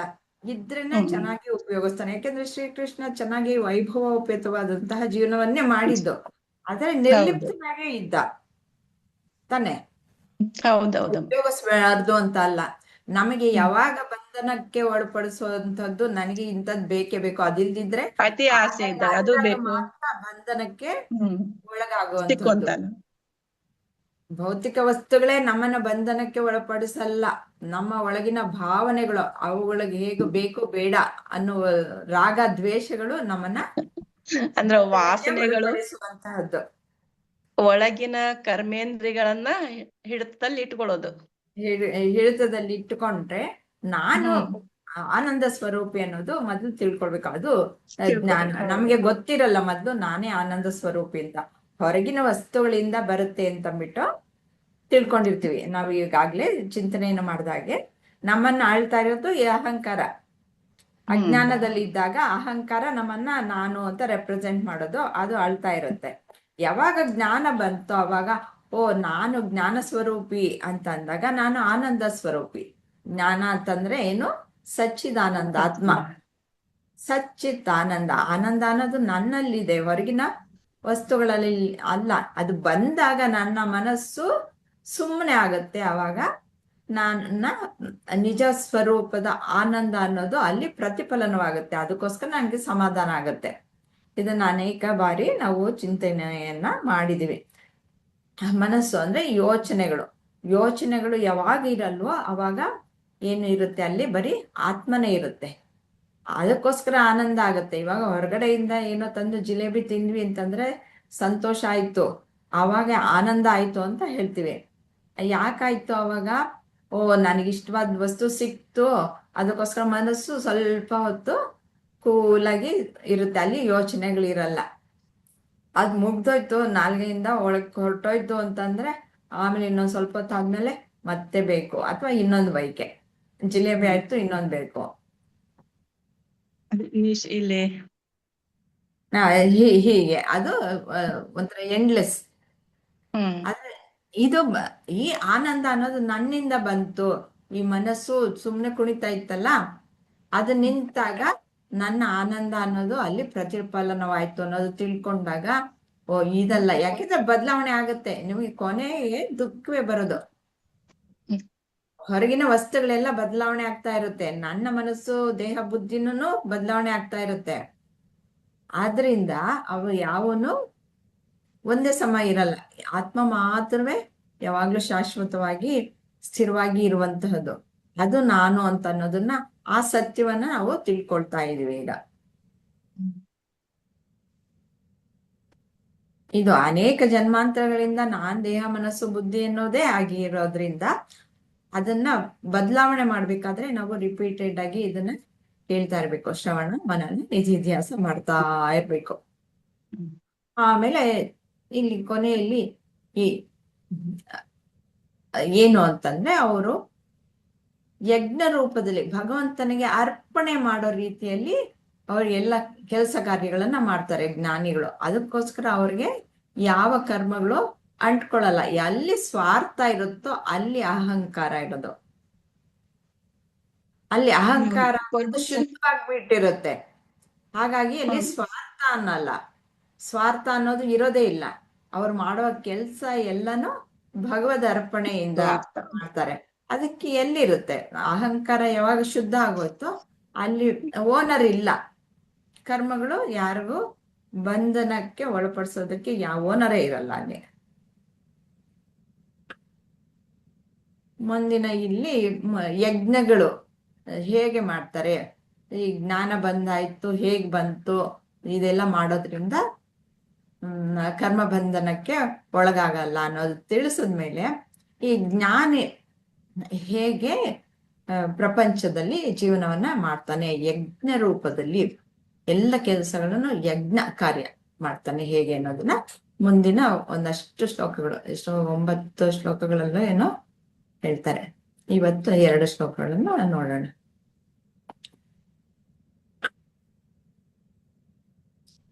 ಬ್ರಹ್ಮಾರ್ಪಣಂ ಬ್ರಹ್ಮಹವಿರ್ ಬ್ರಹ್ಮಾಗ್ನೌ ಬ್ರಹ್ಮಣಾಹುತಂ ಬ್ರಹ್ಮೈವತೇನ ಗಂತವ್ಯಂ ಬ್ರಹ್ಮ ಕರ್ಮ ಸಮಾಧಿನ.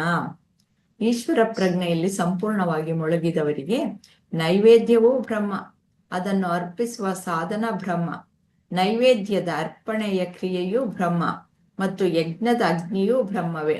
ಎಲ್ಲವನ್ನೂ ಭಗವಂತನೇ ಎಂದು ನೋಡುವ ಅಂತಹ ವ್ಯಕ್ತಿಗಳು ಭಗವಂತನನ್ನೇ ಸುಲಭವಾಗಿ ಪಡೆಯುತ್ತಾರೆ.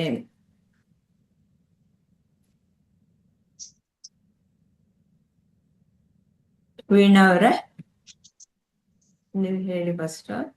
ಈ ಶ್ಲೋಕದಲ್ಲಿ ಯಾವುದೆಲ್ಲ ಬ್ರಹ್ಮವೆಂದು ತಿಳಿಸಿದ್ದಾರೆ?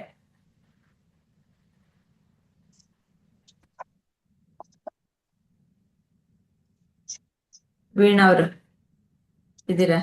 ವೀಣಾಜಿ? ಹಾ ಮೇಡಮ್, ಅದೇ ನಾವು ದೇವರಲ್ಲಿ ಪ್ರಜ್ಞೆ ಸಂಪೂರ್ಣ ಇರಿ ಓದ್ಬಿಡ್ತೀನಿ ಒಂದ್ಸಲ. ಈಶ್ವರ ಪ್ರಜ್ಞೆಯಲ್ಲಿ ಸಂಪೂರ್ಣವಾಗಿ ಮುಳುಗಿದವರಿಗೆ ನೈವೇದ್ಯವೂ ಬ್ರಹ್ಮ, ಅಂದ್ರೆ ಎಲ್ಲ ಅವ್ರು ಮಾಡೋ ಕೆಲಸ ಅದನ್ನು ಅರ್ಪಿಸುವ ಸಾಧನ ಬ್ರಹ್ಮ, ನೈವೇದ್ಯದ ಅರ್ಪಣೆಯ ಕ್ರಿಯೆಯೂ ಬ್ರಹ್ಮ ಮತ್ತು ಯಜ್ಞದ ಅಗ್ನಿಯೂ ಬ್ರಹ್ಮವೇ. ಎಲ್ಲವನ್ನೂ ಭಗವಂತನೇ ಎಂದು ನೋಡುವ ಅಂತಹ ವ್ಯಕ್ತಿಗಳು ಭಗವಂತನನ್ನೇ ಸುಲಭವಾಗಿ ಪಡೆಯುತ್ತಾರೆ.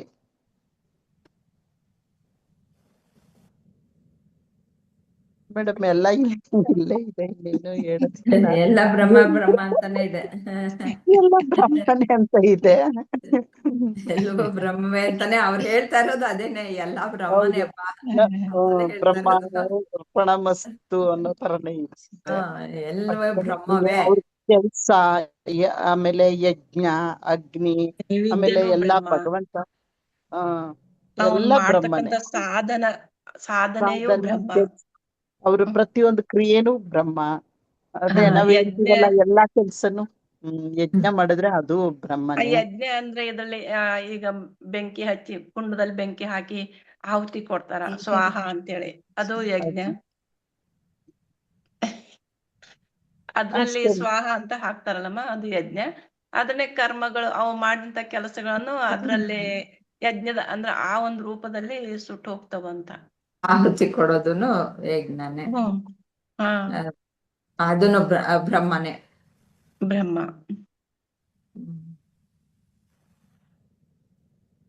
ವೀಣಾ ಅವರು ಅಷ್ಟೇನಾ? ಮುಂದುವರಿಸ್ತೀರಾ? ಇಲ್ಲ ಮೇಡಮ್, ಕೇಳಿ ಬೇರೆ. ಸರಿ, ಇಡೀ ಸೃಷ್ಟಿ, ಇವರು ಗುರುಜಿ ವಿಜಯಲಕ್ಷ್ಮಿ ಅವರು ಹೇಳಿದಾಗ ಮುಂದುವರಿಸಿ.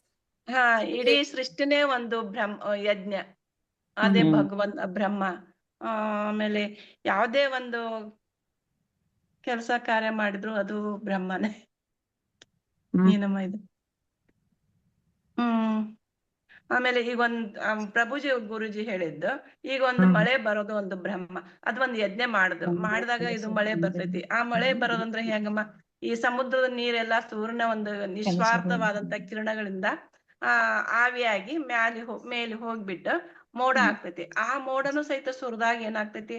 ಅದು ಒಂದು ನಿಸ್ವಾರ್ಥ ಭಾವದಿಂದನೇ ಅದು ಮಳೆ ಸುರಿಸ್ತೈತಿ. ಆವಾಗ ಗಿಡ ಮರಗಳೆಲ್ಲ ಬೆಳಿತವೆ, ಫಲಗಳನ್ನು ಕೊಡ್ತವೆ. ಅದು ಸಹಿತ ಒಂದು ನಿಸ್ವಾರ್ಥ ಅಂತ ಹೇಳ್ತಾರ. ಹಾಗೆ ಈ ನದಿಗಳೆಲ್ಲ ಬಂದು ಸೇರಿ ಸಮುದ್ರವನ್ನು ಸೇರ್ತವು, ಅಲ್ಲಿ ಪೂರ್ಣತ್ವ ಒಂದು ಆಗ್ತೈತಿ. ಇಂಥ ಒಂದು ನಿಸ್ವಾರ್ಥ ಕರ್ಮವನ್ನ ಮಾಡಿದಾಗ ಅದು ಒಂದು ಸಹ ಯಜ್ಞ. ಆ ಯಜ್ಞದಲ್ಲೇ ಇದು ಒಂದು ಕೆಲಸಗಳಾಗ್ತವು. ಅದು ಒಂದು ಬ್ರಹ್ಮ ಅನ್ಬೋದಮ್ಮ. ಎಲ್ಲವೂ ಬ್ರಹ್ಮವೇ.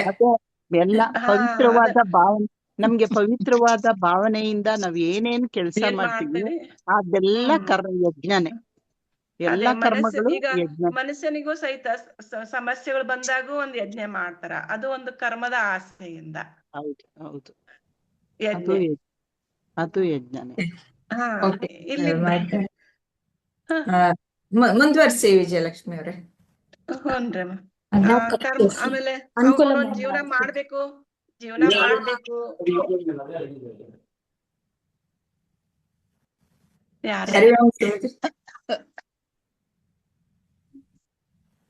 ಹರಿವಂಶ ಸುಮತಿ. ಅಯ್ಯೋ, ಇದಾನು ಮೇಲಿದೆ. ವಿಜಯಲಕ್ಷ್ಮಿ ಅವರು ಮುಂದುವರಿಸಿ. ಅಲ್ಲಮ್ಮ ಇದು ಕರೆಕ್ಟ್ ನಮ್ಮ ಹೇಳೋದು ನಾನು. ಹರಿ ಓಂ ಆಂಟಿ. ಇರ್ಲಿ ಬೇಗ ಮತ್ತೆ ಮ್ಯೂಟ್ ಆಗಲ್ಲ ಫೋನ್ ಅಲ್ಲಿ ಟಚ್ ಮತ್ತೆ ವಿಚಾರ ಮಾಡೋಣ. ಹೇಳಿದ್ದು ಹ್ಞೂನ್ರಿ. ಒಂದಷ್ಟು ಈಗ ಸರಿಯಾಗೇ ಇದೆ, ಯಜ್ಞ ಇನ್ ಸ್ವಲ್ಪ ಯಜ್ಞ corrections ಅಂದ್ರೆ ಈಗ ಅಂದ್ರೆ ಮಾಡ್ಕೊಳ್ಳೋಣ. ಇದು ಯಜ್ಞದ ಬಗ್ಗೆ ಹೇಳ್ತಾ ಇದ್ದಾರಾ? ಇದು ಮತ್ತೆ ಬ್ರಹ್ಮ ಅಥವಾ ಯಜ್ಞ? ಈ ಯಜ್ಞ ಮಾಡ್ದಾಗ್ಲೇ ಬ್ರಹ್ಮ ಅದರದ್ದು ಪ್ರತಿಕ್ರಿಯೆ, ಹೌದ್ರಿ? ಹಾ ಈಗ ಯಜ್ಞ ಅಲ್ಲಿ ನಾವ್ ಏನೇ ಒಂದು ಆಹುತಿ ಕೊಟ್ರು ಸಹಿತ ಸ್ವಾಹ ಅಂತ ಹೇಳಿ ಅದು ಬಂದಂತ ಪ್ರತಿಫಲ ಅದೇನೋ ಬ್ರಹ್ಮನ ಆಗ್ತೈತೆ, ಅಥವಾ ನಾವು ಮಾಡ್ತಕ್ಕಂತ ಯಜ್ಞಕ್ಕೇನೆ ನಾವು ಬ್ರಹ್ಮ ಅಂತೇವ? ಇಲ್ಲಿ ಬ್ರಹ್ಮ ಅಂದ್ರೆ ನಾವ್ ಏನ್ ತಿಳ್ಕೊಬೇಕು? ನಾವು ಬ್ರಹ್ಮ ಸ್ವರೂಪಿ ಆತ್ಮ ಆಗಿದ್ದೇವೆ ಅಂತ ವಿಚಾರ ಹೇಳಿ. ಮಾಡೋಣ. ಇಂದ್ರಮ್ಮ ಅವ್ರನ್ನ ಹಾ. ಮಾತಾಡ್ಸೋಣ ಸ್ವಲ್ಪ. ಇಂದ್ರಮ್ಮ ಅವರು ಏನ್ ಹೇಳ್ತಾರೆ ಕೇಳೋಣ. ಮತ್ತೆ ಇನ್ನು ಲಕ್ಷ್ಮಿ ಅವರು ಇದ್ದಾರೆ. ಮೇಡಮ್, ಈ ಶ್ಲೋಕನೇ ತುಂಬಾ ತುಂಬಾ ತುಂಬಾ ತುಂಬಾ ಚೆನ್ನಾಗಿದೆ. ಎಲ್ಲ ಬ್ರಹ್ಮಾರ್ಪಣ, ಹೌದಾ? ಬ್ರಹ್ಮಾರ್ಪಣ, ಹೇಳ್ತಾ ಇರೋದೇ ಬ್ರಹ್ಮ ಎಲ್ಲ ಬ್ರಹ್ಮ ಬ್ರಹ್ಮಜ್ಞ ಬ್ರಹ್ಮಣಾಹುತಂ ಬ್ರಹ್ಮೈವತೇನ ಗಂತವ್ಯಂ ಬ್ರಹ್ಮಕರ್ಮ ಸಮಾಧಿನ. ಎಷ್ಟು ಸುಂದರವಾಗಿದೆ ಇದು ಅಂತಂದ್ರೆ, ಎಲ್ಲ ಬ್ರಹ್ಮಮಯ, ಎಲ್ಲ ಬ್ರಹ್ಮಮಯ ಅಂತ ನಾವು ಈ ಕಲ್ಪನೆ ಮಾಡ್ಕೊಂಡ್ರೆ ಶ್ಲೋಕವನ್ನ ಸಾಕುನ. ಊಟ ಮಾಡೋಕ್ ಮೊದ್ಲು ಊಟ ಹೇಳ್ಬಿಟ್ಟು ಮಾಡುವಾಗ ಸಹಿತ ಇದ್ನ ಹೇಳ್ಕೊತಿರ್ತಾರೆ ಒಂದು ಹಾ ಹಾ ಅಲ್ಲ. ಹಾ. ಅದೇನ ಇದು? ಅಂದ್ರೆ ಎಲ್ಲಾನು ಈ ಬ್ರಹ್ಮ, ಶ್ಲೋಕನ ಎಲ್ಲ ಬ್ರಹ್ಮನೇ. ಬ್ರಹ್ಮಮಯ ಆದಾಗ ಹಾ. ಎಷ್ಟೊಂದು ಸುಂದರ ಅನಿಸೋಗ್ಬಿಡ್ತದೆ. ಈಗ ಬ್ರಹ್ಮಣ ಅರ್ಪಣ ಬ್ರಹ್ಮನ್ಗೆ. ಒಂದು ಬ್ರಹ್ಮನಿಗೆ ಯಜ್ಞ ಅರ್ಪಣೆ. ಮಾಡ್ಬೇಕಾದ್ರೆ ಹವಿಸ್ಸುಗಳನ್ನ ಹಾಕ್ತಾರೆ, ತುಪ್ಪವನ್ನ ಹಾಕ್ತಾರೆ, ಅವ್ರು ಮಂತ್ರಗಳ ಪಠನೆ ಮಾಡ್ತಿರ್ತಾರೆ. ಹೋಮಕ್ಕೆ ಬೇಕಾದಂತಹ ಅಂತಿಮ ಘಟ್ಟಕ್ಕೆ ಬಂದಾಗ ಅದಕ್ಕೆ ಅವಾಗ ಏನೇನು ಹಣ್ಣುಗಳು, ಹಾ ಅದನ್ನೆಲ್ಲ ಹಾಕ್ತಾರೆ. ಅವೆಲ್ಲ ರೇಷ್ಮೆ ಬಟ್ಟೆಗಳನ್ನ ಅದು ಹಾಕ್ತಾರ, ಪೂರ್ಣ ಫಲ ಆಹುತಿ ಅಂತ ಹೇಳಿ ಕೊಡ್ತಾರೆ. ಕೊಡ್ತಾರ. ನಮ್ಮ ಸೀಮಿತ ಜ್ಞಾನಕ್ಕೆ ಬಂದಿರ್ತಕ್ಕಂತಹ ಯಜ್ಞಗಳು ಇವು. ಹ್ಮ್. ಇಲ್ಲಿ ಜೀವನನೇ ಯಜ್ಞ, ಒಂದು ಪ್ರಪಂಚನೇ ಯಜ್ಞ, ಮಾಡ್ತಕ್ಕಂತ ಕೆಲಸ ಎಲ್ಲಾನು ಯಜ್ಞನೇ, ಬ್ರಹ್ಮಮಯ. ಯಾವುದೇ ಹವಿಸ್ಸಾಗಿರ್ಬೋದು, ಯಜ್ಞಕ್ಕೆ ನಾವು ನೈವೇದ್ಯದ ಒಂದು ತುಪ್ಪವನ್ನು ಉಪಯೋಗಿಸ್ತೀವಲ್ಲ, ಹಾಗೆ ನಮ್ಮಲ್ಲಿರ್ತಕ್ಕಂತಹ ಒಳ್ಳೆ ಭಾವನೆಗಳನ್ನ, ಒಳ್ಳೆ ಕೆಲಸಗಳನ್ನ, ಇದನ್ನ ಕೂಡ ನಾವು ಮಾಡತಕ್ಕಂತಹ ಕರ್ಮವು ಕೂಡ ಬ್ರಹ್ಮನೇ ಆಗಿರೋದ್ರಿಂದ ಅದು ಕೊನೆಯ ಫಲಸ್ವರೂಪ ಕೂಡ ಬ್ರಹ್ಮವೇ ಆಗಿರ್ತದೆ. ಯಾಕೆಂದ್ರೆ ಎಲ್ಲ ಬ್ರಹ್ಮಮಯ, ಮಾಡ್ತಕ್ಕಂಥ ಕೆಲಸ ಬ್ರಹ್ಮಮಯ. ಯಜ್ಞ ಅಂದ್ರೆ ಜೀವನನೇ ಒಂದು ಯಜ್ಞ. ಆ ಯಜ್ಞಕ್ಕೆ ನಾವು ಏನೇನು ಹವಿಸ್ಸುಗಳನ್ನ ಕೊಡ್ತೀವಿ ಅಂದ್ರೆ, ನಮ್ಮ ಕರ್ತವ್ಯಗಳನ್ನ ಮಾಡ್ತೇವೆ, ಒಳ್ಳೇದನ್ನ ಕೊಡ್ತೇವೆ, ಕೆಟ್ಟದ್ದನ್ನ ಕೊಡ್ತೇವೆ. ಇವು ಒಟ್ಟಿಗೆ ಗುರಿ ಸಾಧನೆ ಮಾಡ್ಲಿಕ್ಕೆ ಏನೇನು ಮಾಡ್ತೇವೆ, ಆ ಸಾಧನೆ ಎಲ್ಲ ಬೇರೆ ಬೇರೆ ಆಗಿದ್ರು ಕೂಡ ಒಂದು ಪರಿಶುದ್ಧವಾದಂತಹ ಸಿದ್ಧಿಯನ್ನ ಪಡಿಬೇಕಾದ್ರೆ ಪರಿಶುದ್ಧವಾದಂತಹ ಒಂದು ಇದು ಬೇಕಾಗ್ತದೆ. ಏನು ಯಾವುದೇ ವಸ್ತುಗಳಾಗಿರ್ಲಿ ಅಥವಾ ಭಾವನೆಗಳಾಗಿರ್ಲಿ, ನಮ್ಮ ಜೀವನ ಕ್ರಮ ಆಗಿರ್ಬೋದು, ಸತ್ಯ ಧರ್ಮಗಳಾಗಿರ್ಬಹುದು, ಎಲ್ಲ ಈ ತರಹದ ಒಂದು ಇದನ್ನ ಕೊಟ್ಟಾಗ ಆ ಬ್ರಹ್ಮಗೆ ಅರ್ಪಣೆ ಆಗತ್ತೆ. ಅದು ಅರ್ಪಣೆ ಆದಾಗ ಪ್ರತಿಫಲವಾಗಿ ನಮ್ಮ ಬ್ರಹ್ಮ ಸ್ವರೂಪನೇ ನಮಗೆ ಸಿಗ್ತದೆ. ಅಂದ್ರೆ ಈಗ ನಮ್ಮ ದೇಹದಲ್ಲಿ ಕೈ ಕಾಲು ಎಷ್ಟೆಷ್ಟು ಅಂಗಗಳಿದೆ, ಹೃದಯ ಇದೆ, ಆಮೇಲೆ ಲಂಗ್ಸ್ ಇದೆ, ಎಲ್ಲಾ ಜೀರ್ಣಾಂಗಗಳು ದೇವರಿದ್ದಾರೆ. ಇದೆ, ಇವೆಲ್ಲ ಇವೆ. ಅವ್ರು ತಮ್ಮ ಕೆಲಸವನ್ನ ಸರಿಯಾಗಿ ಮಾಡಿದಾಗ ನಮ್ ದೇಹ ಒಳ್ಳೆ ರಕ್ಷಣೆಯನ್ನ ಪಡಿತದೆ. ಒಂದು ಈ ನಮ್ಮಲ್ಲಿ ಇರ್ತಕ್ಕಂಥ ಬೋನ್ಸ್ ಅಂದ್ರೆ ಈ ಎಲುಬುಗಳು ಕೂಡ ರಕ್ತದ ಸೆಲ್ಗಳನ್ನ ಉತ್ಪತ್ತಿ ಮಾಡ್ತಾವಂತೆ. ಎಲ್ಲಿಯೋ ಅರ್ಧ ಹೋಗಂತಹದ್ದು ಇದನ್ನ ಒಂದು ಅಂದ್ರೆ ನಾವು ಮಲಗಿದಾಗ್ಲೂ ಕೂಡ ಉಸಿರಾಟ ಮಾಡ್ತಾ ಇರ್ತೀವಿ. ಇದೆಲ್ಲ ನಮ್ಮ ಒಳಗಡೆ ಇರ್ತಕ್ಕಂಥ ಅಂಗಾಂಗಗಳು ತಮ್ಮ ಕ್ರಿಯೆಗಳನ್ನ ಮಾಡ್ತವೆ.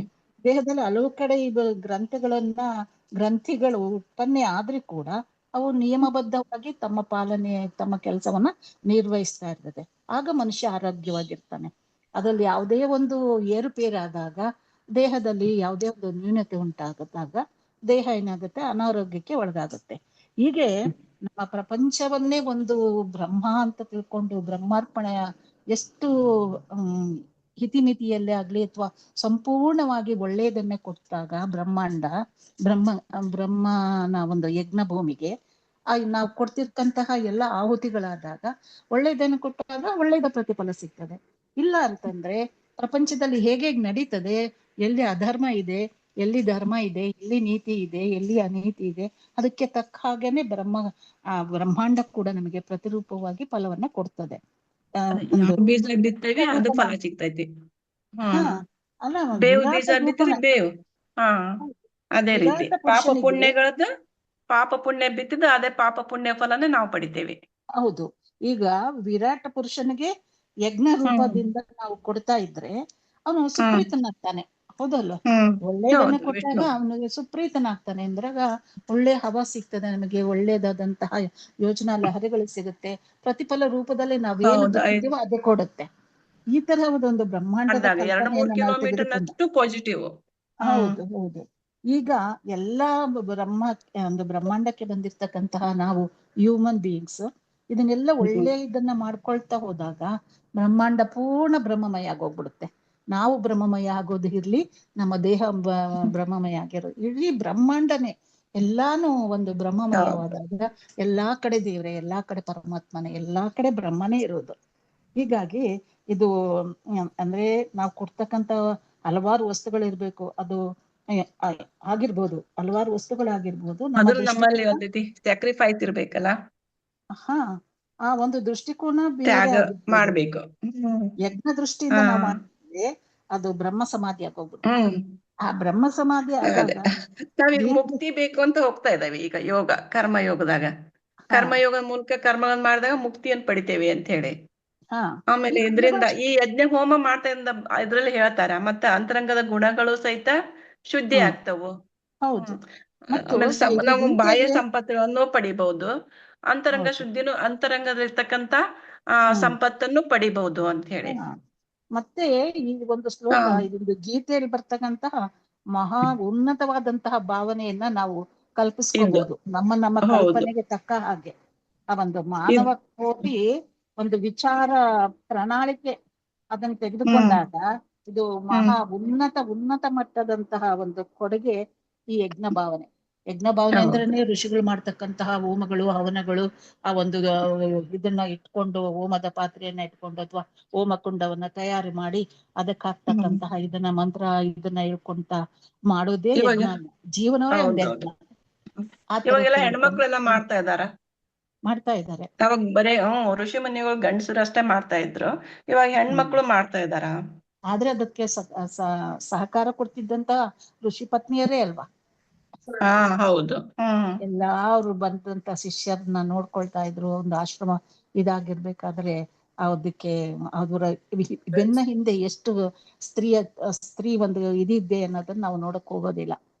ಮುಂದೆ ಕುತ್ಕೊಂಡು ಹೋಮ ಹವನ ಮಾಡ್ತಕ್ಕಂತ ಋಷಿಗಳನ್ನ ನೋಡ್ತೇವೆ, ಅದ್ರ ಹಿಂದೆ ಇರ್ತಕ್ಕಂತಹ ಒಂದು ಅವ್ರಿಗೆ ಬೆನ್ನೆಲುಬಾಗಿ ಎಲ್ಲಾ ಕರ್ತವ್ಯಗಳನ್ನ ಮಾಡ್ಲಿಕ್ಕೆ ಅವಕಾಶ ಕಲ್ಪಿಸ್ಕೊಡ್ತಿದ್ದಂಥವ್ಳು ಸ್ತ್ರೀನೇ. ಹೌದು. ಅಲ್ಲ ಅವಾಗಿತ್ತು, ಇವಾಗ ಅಲ್ಲ ಇವರೇ ಯಜ್ಞ ಇದು ಕುಂಡದ ಮುಂದೆ ಕೂತ್ಕೊಂಡು ಸ್ವಾಹ ಮಾಡ್ತಾರ, ಹೇಳ್ತಾರ.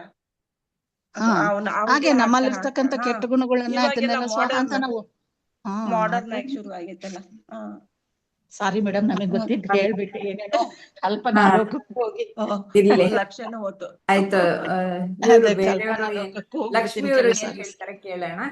ಹಾ ಮೇಡಮ್, ಸಾರಿ. Sorry madam.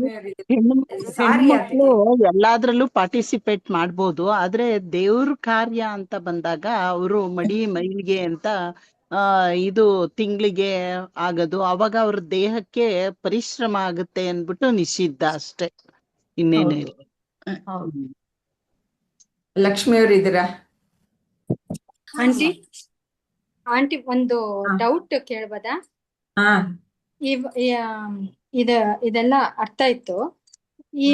ಇವಾಗ ನಾವು ನೋಡ್ತಾ ಇರೋ ಕಾಲದಲ್ಲಿ ಈ ಯಜ್ಞಕ್ಕೆಲ್ಲ ಕೂತಾಗ ಒಂದು ಅಷ್ಟೊಂದು ಕಮರ್ಷಿಯಲ್ ಆಗ್ಬಿಟ್ಟಿದ್ದಾರೆ ಅಲ್ವಾ ಆಂಟಿ? ನಾವು ಯಜ್ಞ ಮಾಡೋದು ಅಂದ್ರೆ ನಮ್ಗೆ ತುಂಬಾ ವಿಶೇಷ. ಇಲ್ಲಿ ಯಜ್ಞವೇ ಬೇರೆ ರೀತಿಯಲ್ಲಿ ನಾವು ಕಮರ್ಷಿಯಲ್ ನೋಡ್ತಾ ಇರೋದು ಸುಮತಿ. ಶ್ರೀಕೃಷ್ಣ ಹೇಳ್ತಾ ಇರೋ ಯಜ್ಞವೇ ಬೇರೆ, ಆ ಯಜ್ಞವೇ ಬೇರೆ ಇದೆ. ಅದನ್ನ ಡಿಸ್ಕಸ್ ಮಾಡೋಣ. ಲಕ್ಷ್ಮಿ ಹೇಳ್ತಾರೆ. ಈಗೆಲ್ಲ ಕಮರ್ಷಿಯಲ್ ಹೇಳ್ತೀನಿ, ಪುರೋಹಿತರು ಕೃಷ್ಣ ಯಾವ ದೃಷ್ಟಿಯಲ್ಲಿ ಹೇಳ್ತಾ ಇದ್ದಾರೆ ಅನ್ನೋದನ್ನ ಹೇಳ್ತೀನಿ. ಪಂಚಯಜ್ಞಗಳು ಅಂತ ಹೇಳಿದ್ರಲ್ಲಮ್ಮ, ಇದ್ರಲ್ಲೇ ಬರುತ್ತೆ ಅನ್ನೋದು ಪಂಚಯಜ್ಞಗಳು. ಪಂಚಯಜ್ಞಗಳು ಅದು ಹೌದಾ? ಬರುತ್ತೆ ಅಂದ್ರೆ ಮುಂದಿನ ಶ್ಲೋಕದಲ್ಲಿ ಬರುತ್ತೆ ಪಂಚಯಜ್ಞಗಳು. ಪಂಚಯಜ್ಞಗಳನ್ನು ಸಹ ಸೇರಿಸ್ಕೊಳ್ಬಹುದು. ಬ್ರಹ್ಮಯಜ್ಞ. ಲಕ್ಷ್ಮಿಯವರು ಬ್ರಹ್ಮಯಜ್ಞ ಅಂದ್ರೆ ಇದೆ. ಆಗಿಲ್ವಲ್ಲ? ಅನ್ಮ್ಯೂಟ್ ಆಗಿ ಇದ್ದೀರಾ? ಇಲ್ಲ ಇಲ್ಲದೇನೆ ಅಮ್ಮ. ಇದೀರಾ? ಕೇಳಿಸ್ತಾ ಇದ್ರಿ ಹಾಮ್ಮ. ಇಲ್ಲಿ ನಂದ ಏನಂತಂದ್ ಹೇಳಿದ್ರೆ ನಾವು ಆ ಇಲ್ಲಿ ಈ ಇಂಡಿಯಾದೊಳಗ್ ಹುಟ್ಟಿರೋದ್ರಿಂದ ಅಥವಾ ಈ ಭಾರತದೊಳಗ್ ಹುಟ್ಟಿರೋದ್ರಿಂದ ನಾವ್ ಒಂದು ಮರ ಗಿಡ ಅಥವಾ ಒಂದ್ ಪ್ರಾಣಿ ಕಲ್ಲು ಎಲ್ಲ ಪೂಜೆ ಪಕ್ಷಿಗಳಿಗೂ ಮಾಡ್ತಾರೆ. ದೇವ್ರ ಕಾಣ್ತೇವ್ರಿ. ಅದ್ರಿಂದ ನಮ್ಗ ಸುಲಭವಾಗಿ ಭಗವಂತಂದ ದರ್ಶನ ಆಕೈತಿ. ಯಾಕಂದ್ರ ನಮ್ಗ ಅದ್ ಅಹಂಕಾರ ಅನ್ನೋದ್ ಹೋಗ್ಬಿಡ್ತೈತಿ ಅಮ್ಮ. ಇನ್ನೊಬ್ರೊಳಗ್ ನಾವ್ ದೈವತ್ವ ಕಾಣೋದ್ರಿಂದ ನಾವ್ ಇನ್ನೊಬ್ರೊಳಗ ಅವ್ರ ದೇವ್ರ ಸ್ವರೂಪಿ ಅಂತಂದ್ ಹೇಳಿ ಕಾಣೋದ್ರಿಂದ ನಮ್ಮೊಳಗ್ ನಾವು ಸಲೆಂಡರ್ ಆಗ್ಬಿಡೋದ್ರಿಂದ ನಮ್ಗ ಲಘು ಭಗವಂತ ಸಿಗ್ತಾನ. ಅದಕ್ ಏನ ಕೆಲ್ಸ ಮಾಡಿದ್ರು ಅದು ಬ್ರಹ್ಮಾರ್ಪಣ ಮಸ್ತು ಅಂತ ಹೇಳಿ ಮಾಡ್ತೇವಿ ಅಂತಂದ್ ಹೇಳಿ ನನಗ ಈ ಶ್ಲೋಕದಿಂದ ಹಂಗ ಅನಸ್ತು ಅಮ್ಮ. ಇಲ್ಲಿ ನೈವೇದ್ಯನೂ ಬ್ರಹ್ಮ, ಆಮೇಲೆ ಕ್ರಿಯೆ ಏನ ಕೆಲ್ಸ ಮಾಡಿದ್ರೂನು ಬ್ರಹ್ಮ ಅಂತಂದ್ ಹೇಳಿ ಎಲ್ಲಾ ಕೊಟ್ಟಾರ್ರಿ. ಹೌದು ನಾವ್ ಹೌದು ಯಾವಾಗ್ಲೂ ನಾವ್ ಊಟ ಮಾಡೋದಕ್ಕಿಂತ ಬಂದವ್ರಿಗ್ ಮೊದ್ಲು ಯಾರಾರ ನಮ್ ಮನಿಗೆ ಅತಿಥಿ ದೇವೋ ಭವ ಅಂತ ಹೇಳಿ ಬಂದಾಗ ಏನ್ ದೇವ್ರಿಗೆ ನೈವೇದ್ಯ ಮಾಡ್ಬಿಟ್ಟು ಅಥವಾ ಅವ್ರಿಗೆ ಊಟ ಮಾಡಿಸ್ತೇವೆ ಅಮ್ಮ. ನಾವು ಊಟ ಮಾಡೋದಕ್ಕಿಂತ ಮೊದ್ಲು ಅವ್ರಿಗೆ ಊಟ ಮಾಡಿಸಿ ಅವ್ರ ತೃಪ್ತಿ ಆದ್ಮೇಲೆ ನಾವ್ ಊಟ ಮಾಡ್ತೇವ್ರಿ. ಅದ್ರಿಂದ ಅದು ನೈವೇದ್ಯನ ಆಗ್ತೈತಿ ಅಮ್ಮ. ಅವಾಗ ನಾವ್ ಬ್ರಹ್ಮಾರ್ಪಣ ಮಸ್ತು ಅಂತೆ ಮಾಡ್ದಾಗ ನಮ್ಮೊಳಗ್ ಸ್ವಾರ್ಥ ಇರಂಗಿಲ್ರಿ. ಏನ ಕೆಲ್ಸ ಮಾಡಿದ್ರುನು ಅದು ನನ್ ಸಲುವಾಗಿ ಅಲ್ಲ, ನಮ್ ಮನ್ಯಾಗಿರೋರು ಸಲುವಾಗಿ ಅಥವಾ ಹೊರಗಡೆ ಹೋದಾಗ ಇನ್ನೊಬ್ರಿಗೆ ಹೆಲ್ಪ್ ಆಗಂಗಿರೋದು, ಏನ ಕೆಲ್ಸ ಮಾಡಿದ್ರುನು ಮತ್ತೊಬ್ರಿಗೆ ಸಹಾಯ ಆಗಂಗಿದ್ರ ನಮ್ ಕೆಲ್ಸ ಅದು ಬ್ರಹ್ಮಾರ್ಪಣ ಮಸ್ತುನ ಬ್ರಹ್ಮನ್ಗೆ ಮುಟ್ತೈತಿ ಅಮ್ಮ. ಅದ್ರಿಂದ ನಮ್ಗ ಅಹಂಕಾರ ಅನ್ನೋದು ಇರಂಗೇ ಇಲ್ಲ. ಅವಾಗ ಅಂತ ವ್ಯಕ್ತಿಗೆ ಸುಲಭವಾಗಿ ಭಗವಂತ ಅಂದ ದರ್ಶನ ಆಗ್ತೈತಿ ಅಂತಂದ್ ಹೇಳಿ ನನಗ್ ಹಂಗ ಅನಸ್ತಮ್ಮ. ಈ ದೇಹ ಮನಸ್ಸು ಬುದ್ಧಿ ಅಹಂಕಾರ ಅನ್ನೋದ್ ಬಿಟ್ಟು ಹೋಗ್ಬಿಡ್ತೈತ್ರಿ. ಅವಾಗ ಯಾವಾಗ್ಲೂ ನಾವ್ ಕೃಷ್ಣಾರ್ಪಣ ಮಸ್ತು ಅಥವಾ ಬ್ರಹ್ಮಾರ್ಪಣ ಮಸ್ತು ಅಂತ ಹೇಳಿ ಕೆಲ್ಸ ಮಾಡಿದಾಗ ನಮ್ಮೊಳಗಿರೋ ಅಹಂಕಾರ ಇರಂಗಿಲ್ಲ. ನಮ್ಗೊಂದ್ ಏನೋ ಅದು ನಮ್ಮೊಳಗಿರೋ ಶಕ್ತಿ ಒಂದು ಕ್ಲಿಯರ್ ಪಿಕ್ಚರ್ ಇರ್ತೈತಿ ಅಮ್ಮ. ಅದಕ್ಕ ಈಗ ಪ್ರಭು ಗುರುಜಿ ಆಗಿರ್ಬೋದು, ಅವ್ರು ಏನ ಕೆಲ್ಸ ಮಾಡ್ದಾಗ ಅವ್ರಿಗೊಂದ್ ಕ್ಲಿಯರ್ ಪಿಕ್ಚರ್ ಐತ್ರಿ. ಅವ್ರು ಇನ್ನೊಬ್ರು ಸಲುವಾಗಿ ಮಾಡ್ತಾ ಇದಾರ್ರಿ. ಅದು ನಮಗೂ ಕಣ್ಣಿಗ್ ಕಾಣಿಸ್ತಾ ಇರ್ತೈತಿ ಅಮ್ಮ. ಆ ವ್ಯಕ್ತಿದು ಅವ್ರು ಮಾಡ್ತಾ ಇರೋದು ಜ್ಞಾನ ಯಜ್ಞಾನೇ ಅಲ್ವಾ? ಹೂನ್ರಿ, ಹೌದ್ರಿ. ಅವ್ರು ಮಾಡ್ತಿರೋ ಕೆಲ್ಸ ನಮ್ ಕಣ್ಣಿಗೆ ಕಾಣೋದ್ರಿಂದ ಅವ್ರು ಸುಲಭವಾಗಿ ಭಗವಂತನ ಹಿಡಿ ಅವ್ರಿಗೆ ಭಗವಂತ ಸುಲಭವಾಗಿ ಸಿಗ್ತಾನ. ಅದ್ರಿಂದನ ಅವ್ರು ಇಷ್ಟೆಲ್ಲಾ ಏನ ಕೆಲ್ಸ ಮಾಡಿದ್ರುನು ಸಕ್ಸಸ್ ಆಗ್ತಾ ಐತಿ ಅಂತಂದ್ ಹೇಳಿ ನನಗ್ ಹಂಗ ಅನಸ್ತು ಅಮ್ಮ. ಹೆಚ್ಚಿಂದೆಚ್ಚು ಎಲ್ಲಾ ಗುರುಗಳು ಭಗವಂತಂದ ಸ್ವರೂಪಿಯಾಗಿ ಇರ್ತಾರ. ಈಗ ಯಾರ್ ನಮಗ್ ವಿದ್ಯೆ ಕಲಿಸ್ಕೊಡ್ತಾರಲ್ರಿ, ಅವ್ರು ಈಗ ನಾವ್ ಗುರು ಬ್ರಹ್ಮ ಗುರು ವಿಷ್ಣು ಗುರು ದೇವೋ ಮಹೇಶ್ವರ ಅಂತಂದ್ ಹೇಳಿ ಹೇಳ್ತೇವಿ.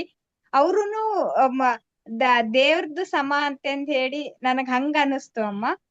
ಅವ್ರು ಸುಲಭವಾಗಿ ಭಗವಂತನ್ ಕಾಣಕ್ ಸಾಧ್ಯ ಐತಿ, ಅವರಿಂದ ನಮಗೂ ಕಾಣಕ್ ಸಾಧ್ಯ ಐತಿ, ಅವ್ರು ನಮಗ್ ದಾರಿ ತೋರ್ಸ್ಕೊಡೋದ್ರಿಂದ ಅಂತಂದ್ ಹೇಳಿ ನನಗ್ ಹಂಗ ಅನಸ್ತು ಅಮ್ಮ. ಧನ್ಯವಾದ. ಧನ್ಯವಾದಗಳು ಲಕ್ಷ್ಮೀಜಿ. ಶ್ರೀಕೃಷ್ಣ ಇಲ್ಲಿ ಕೊಟ್ಟಿರುವಂತಹ ಯಜ್ಞದ ಸ್ವರೂಪ ಹೇಗೆ ಅಂತಂದ್ರೆ, ನಾವು ಯಾವುದೇ ಒಂದು ಕರ್ಮವನ್ನ ಮಾಡಿದ್ರು ನಿಸ್ವಾರ್ಥವಾಗಿ ಮಾಡೋದು ಮತ್ತೆ ಭಗವಂತನ ಪ್ರೀತಿಯರ್ಥವಾಗಿ ಮಾಡುವಂತಹದ್ದು, ಅದು ಯಜ್ಞ ಶ್ರೀಕೃಷ್ಣನ ದೃಷ್ಟಿಯಲ್ಲಿ. ನೀವೆಲ್ಲ ಡಿಸ್ಕಸ್ ಮಾಡಿದ್ರಿ ಯಜ್ಞ ಅಂತಂದ್ರೆ ಏನೋ, ಹೇಗ್ ಮಾಡ್ತಾರೆ, ಹೋಮ ಹೇಗ್ ಮಾಡ್ತಾರೆ ಅಂತಂದ್ಬಿಟ್ಟು.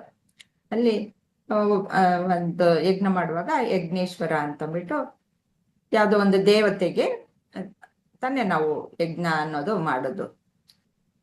ಅದಕ್ಕೆ ಯಜ್ಞ ಮಾಡುವಂತ ಒಬ್ಬ ವ್ಯಕ್ತಿ ಇರ್ತಾನೆ, ಮತ್ತೆ ಈ ಅಗ್ನಿ ಇರುತ್ತೆ. ಅಗ್ನಿಯ ಮೂಲಕ ನಾವು ಆ ದೇವತೆಗೆ ಅರ್ಪಣೆ ಮಾಡೋದು. ಮತ್ತೆ ಅದಕ್ಕೆ ಹವಿಸ್ಸು ಮತ್ತೆ ತುಪ್ಪ ಎಲ್ಲನೂ ಹಾಕ್ತಾರಲ್ವಾ, ಅದನ್ನು ಸಹ ಈ 4 ಆಯ್ತು. ಈ 4 ಸಹ ಶ್ರೀಕೃಷ್ಣ ಹೇಳ್ತಾ ಇರೋದು ಎಲ್ಲವೂ ಬ್ರಹ್ಮವೇ ಅಂತ. ಆ ದೇವತೆನೂ ಬ್ರಹ್ಮನೇ, ಅಗ್ನಿನೂ ಬ್ರಹ್ಮವೇ. ನಾವು ಏನು ಈ ತುಪ್ಪ ಮತ್ತು ಹವಿಸ್ಸು ಏನು ಅರ್ಪಣೆ ಮಾಡ್ತೀವಲ್ಲ ಅದನ್ನು ಬ್ರಹ್ಮವೇ. ಆಮೇಲೆ ಯಜ್ಞ ಮಾಡುವಂತಹ ವ್ಯಕ್ತಿ ಸಹ ಬ್ರಹ್ಮನೇ ಅಂತ ಹೇಳ್ತಾರೆ. ಈ ವೇದಗಳಲ್ಲಿ 2 ಭಾಗ, ಒಂದು ಕರ್ಮಕಾಂಡ ಮತ್ತು ಜ್ಞಾನಕಾಂಡ. ಅಂದ್ರೆ ಮೊದಲ 4 ಭಾಗಗಳಿರೋದು, ಅದರಲ್ಲಿ 2 ಭಾಗಗಳು ಕರ್ಮಕಾಂಡ ಅಂದ್ರೆ ನಮಗೆ ಈ ಭೌತಿಕ ಜಗತ್ತಿನಲ್ಲಿ ಧಾರ್ಮಿಕವಾಗಿ ಜೀವನವನ್ನ ಮಾಡಿದಾಗ ಈ ಭಗವಂತನನ್ನ ಪ್ರೀತಿಪಡಿಸೋದಕ್ಕೋಸ್ಕರ, ದೇವತೆಗಳನ್ನ ಪ್ರೀತಿಪಡಿಸೋದಕ್ಕೋಸ್ಕರ ನಾವು ಯಜ್ಞವನ್ನು ಮಾಡಿದ್ರೆ ಆ ದೇವತೆಗಳಿಗೆ ಸಂತೋಷ ಆಗಿ ಅವರು ನಮಗೆ ಪ್ರತಿಫಲವಾಗಿ ಒಳ್ಳೆಯದನ್ನ ನಮ್ಗೆ ಶ್ರೇಯಸ್ಸನ್ನ ಉಂಟು ಮಾಡ್ತಾರೆ ಅನ್ನೋದು ವೇದಗಳಲ್ಲಿ ಹೇಳಿರುವಂತದ್ದು. ಅದಕ್ಕೋಸ್ಕರ ಯಜ್ಞವನ್ನು ಮಾಡುವಂತಹದ್ದು. ಆದ್ರೆ ಇಲ್ಲಿ ನಾವು ಜ್ಞಾನಪೂರ್ವಕವಾಗಿ ನಾವು ತಿಳ್ಕೊಳ್ತಾ ಇದ್ದೀವಿ. ಹಾಗಾಗಿ ಎಲ್ಲೂ ಇವಾಗ ಗೊತ್ತಾಗಿದೆ ನಮ್ಗೆ ಏನು ಈ ಒಂದು ಜಗತ್ತಿನಲ್ಲಿ ಕಾಣುವಂತಹದ್ದು ಅನಾತ್ಮಗಳನ್ನು ಬಿಟ್ರೆ ಅದರ ಹಿಂದೆ ಇರುವಂತಹದ್ದೆಲ್ಲವೂ ಬರೀ ಆತ್ಮವೇ. ಈ ನಾಮರೂಪಗಳು ಅದೆಲ್ಲ ಮಿಥ್ಯ, ಅದರ ಅಧಿಷ್ಠಾನವಾಗಿರುವಂತಹದ್ದು ಬ್ರಹ್ಮವೇ. ಹಾಗಾಗಿ ಎಲ್ಲವನ್ನೂ ಸಹ ಈ ಅನಾತ್ಮ ಅಂತ ನಾವೇನು ಹೇಳ್ತೀವೋ ಅದೂ ಸಹ ಆತ್ಮನೇ, ಅದು ಬ್ರಹ್ಮನೇ. ಹಾಗಾಗಿ ಎಲ್ಲವೂ ಬ್ರಹ್ಮವೇ ಅಂತ ಇಲ್ಲಿ ಹೇಳ್ತಾ ಇದ್ದಾರೆ. ನೀವು ಹೇಳಿದ ಹಾಗೆ ಇಲ್ಲಿ ಯಜ್ಞದೋಪಾದಿಯಲ್ಲಿ ಎಲ್ಲವೂ ದೇವತೆಗಳು ಕೆಲಸ ಮಾಡ್ತಾ ಇದ್ದಾರೆ. ಹೇಗೆ ಸಮುದ್ರದಿಂದ ನೀರು ಆವಿಯಾಗುತ್ತೆ, ಆವಿ ಆಗಿ ಅಲ್ಲಿ ಮೋಡಗಳು ಮತ್ತೆ ನೀರಾಗಿ ಮಳೆಯಾಗಿ ಬಂದ್ರೆ ಅಲ್ಲಿ ಬೆಳೆ ಬರುತ್ತೆ. ಬೆಳೆ ಬಂದು ನಮ್ಗೆ ಆಹಾರ ಆಗತ್ತೆ, ನಾವು ತಿಂತೀವಿ. ಮತ್ತೆ ಹೀಗೆ ಒಂದು ಚಕ್ರ ಪ್ರತಿಯೊಂದು ಅಂದ್ರೆ ಅವಕ್ಕೆ ಯಾವುದು ಎಲ್ಲ ನಿಸ್ವಾರ್ಥವಾಗಿ ಮಾಡುವಂತಹದ್ದು. ನಾವು ಮಾತ್ರ ಸ್ವಾರ್ಥಿಗಳಷ್ಟೇನೆ, ನನ್ನದು ಅಂತ ಹಿಡ್ಕೊಂಡಿರೋದು. ಅದನ್ನ ಇವಾಗ ಶ್ರೀಕೃಷ್ಣ ಬಿಡಿಸ್ತಾ ಇರೋದು. ನಿನ್ನದು ಅನ್ನೋದು ಯಾವುದು ಇಲ್ಲ, ಇಲ್ಲಿ ಎಲ್ಲವೂ ಪ್ರಕೃತಿಯಲ್ಲೇ ನಡೀತಾ ಇರೋದು ಅಂತ ಹೇಳ್ತಾ ಇದ್ದಾರೆ. ಹಾಗೆ ನೀನು ಯಜ್ಞದೋಪಾದಿಯಲ್ಲಿ ನೀನು ಕರ್ಮಗಳನ್ನ ಮಾಡಿದ್ದೇ ಆದ್ರೆ ನೀನು ಕರ್ಮ ಬಂಧನದಿಂದ ಬಿಡುಗಡೆ ಆಗ್ತೀಯ ಅಂತ. ಮತ್ತೆ ಜ್ಞಾನಿಗಳು ಈ ರೀತಿಯಲ್ಲಿ ಈ ಪ್ರಕಾರವಾಗಿ ಕರ್ಮಗಳನ್ನ ಮಾಡ್ತಾರೆ ಅನ್ನೋದಾಗಿ. ಸುಮತಿ, ಇಲ್ಲಿ ಏನು ಕ್ವಶನ್ ಇಲ್ಲಿ ಸಿಗ್ತಾ ನಿಮಗೆ ಆನ್ಸರು, ಅಥವಾ ನಾನ್ ಮರ್ತೋಗಿದ್ದೀನಿ ಏನು ಅಂತ ಕ್ವಶನ್ ಇಲ್ಲಿ ಕೇಳಿದ್ರೆ ಇವಾಗ ನಾನು ಅಲ್ಲ, ಅದೇ ಈಗ ಎಲ್ಲ ಕಮರ್ಷಿಯಲ್ಲೇ ಆಗಿದೆ. ಆಗಿನ ಕಾಲದ ತರ ಏನೂ ಇಲ್ಲ, ಎಲ್ಲ ಕಮರ್ಷಿಯಲ್ಲೇ. ಅದು ಪುರೋಹಿತರುನು ನಮಗೇನು ಕಮರ್ಷಿಯಲ್ಲೇ ಅದು ಆಗಿದ್ದಾರೆ. ಸಂಬಂಧಿಸಿದಲ್ಲ. ಹೌದು ಹೌದು. ಮುಂದಿನ ಶ್ಲೋಕಕ್ಕೆ ಹೋಗೋಣ. ಕಮರ್ಷಿಯಲ್ ಆಗಿದೆ ಅಂದ್ರೆ ಅವರು ಕರ್ಮ ಯೋಗವನ್ನು ಮಾಡ್ತಿಲ್ಲ, ಕಾಮ್ಯ ಕರ್ಮವನ್ನ ಮಾಡ್ತಾ ಇದ್ದಾರೆ ಅಂತ ಅರ್ಥ. ಅದೇ ನಿಸ್ವಾರ್ಥತೆ ಇರ್ಬೇಕು ಅಂತ ಹೇಳ್ತೀವಲ್ಲ, ಅದೇ ಅದು ಅಷ್ಟೇ ಡಿಫ್ರೆನ್ಸ್. ಆಪೋಸಿಟ್. ಕಾಮ್ಯ ಕರ್ಮ ಮಾಡ್ತಿದ್ದಾರೆ ಅಂದ್ರೆ ನಿಸ್ವಾರ್ಥತೆ, ಈಶ್ವರ ಪ್ರೀತ್ಯರ್ಥವಾಗಿ ಮಾಡ್ಬೇಕು. ಅವಾಗ ನನಗ್ ಬೇಕು ಅನ್ನುವ ಒಂದು ಆಕಾಂಕ್ಷೆಗಳು ಏನು ಇರಬಾರ್ದು. ಅಲ್ಲಿ ಬಯಕೆಗಳು, ನಿರೀಕ್ಷೆಗಳು, ಆಕಾಂಕ್ಷೆಗಳು ಅನ್ನೋದು ಇರಬಾರ್ದು.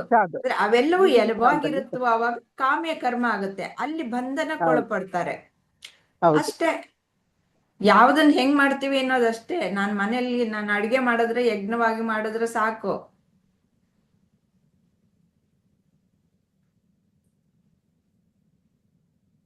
ಮುಂದಿನ ಶ್ಲೋಕ. ದೈವಮೇವಾಪರೆ ಯಜ್ಞಂ ಯೋಗಿನಃ ಪರ್ಯುಪಾಸತೆ ಬ್ರಹ್ಮಜ್ಞಾವಪರೆ ಯಜ್ಞಂ ಯಜ್ಞೇ ನೈವೋಪಜುಹ್ವತಿ. ಕೆಲವು ಯೋಗಿಗಳು ದೇವತೆಗಳಿಗೆ ಮಾತ್ರ ಯಜ್ಞಗಳನ್ನು ಅರ್ಪಿಸುತ್ತಾರೆ. ಬಾಹ್ಯ ಯಜ್ಞಗಳು ಇತರರು ಆತ್ಮವನ್ನು ಅರಿತುಕೊಂಡವರು ಕರ್ತೃ ಮತ್ತು ಕರ್ತೃತ್ವವನ್ನು ಬ್ರಹ್ಮನ ಅಗ್ನಿಯಲ್ಲಿ ಯಜ್ಞವಾಗಿ ಅರ್ಪಿಸುತ್ತಾರೆ. ಆಂತರಿಕ ಯಜ್ಞಗಳು. ಇದನ್ನ ಹೇಗೆ ಸ್ವಲ್ಪ ವಿಚಾರ ಮಾಡೋಣ. ಇಂದ್ರಮ್ಮ ಅವರು ಫಸ್ಟ್ ಹೇಳ್ತೀರಾ? ನಾನು ಬಹಳ ಟೈಮ್ ತಗೊಂಡ್ಬಿಡ್ತೀನಿ ಮೇಡಮ್, ಬೇರೆಯವ್ರಿಗೆ ಲಾಸ್ಟಿಗೆ ಹೇಳ್ತೀನಿ ನಾನು. ಹೌದಾ, ಸರಿ. ವಿಜಯಲಕ್ಷ್ಮಿ ಅವರು ಹೇಳಿ. ಈ ಶ್ಲೋಕದಲ್ಲಿ ತಿಳಿಸಿರುವಂತೆ ಯಜ್ಞದ ವಿವಿಧ ರೀತಿಗಳನ್ನು ತಿಳಿಸಿ. ಈ ವಿವಿಧ ಎಲ್ಲಾ ಯಜ್ಞಗಳು ಅಂದ್ರೆ ಇವ ಪಂಚ ಯಜ್ಞಗಳು, ವಿವಿಧ ಯಜ್ಞಗಳು ಅಂತ ಹೌದಲ್ಲಮ್ಮ. ಅದ ಮನುಷ್ಯ ಎಲ್ಲಾ ಸಾಧನೆಗಳನ್ನ ಯಜ್ಞವೇ ಮೂಲಕನ ಮಾಡಿದ್ರು. ಅವಾಗ ನಮ್ಮ ಮನಸ್ಸು ಒಂದು ಪರಿಶುದ್ಧ ಮಾಡ್ಲಿಕ್ಕೆ ಆದ್ರೂ ಯಜ್ಞಗಳನ್ನ ಮಾಡ್ಬೇಕು ಅಂತ ಹೇಳಮ್ಮ.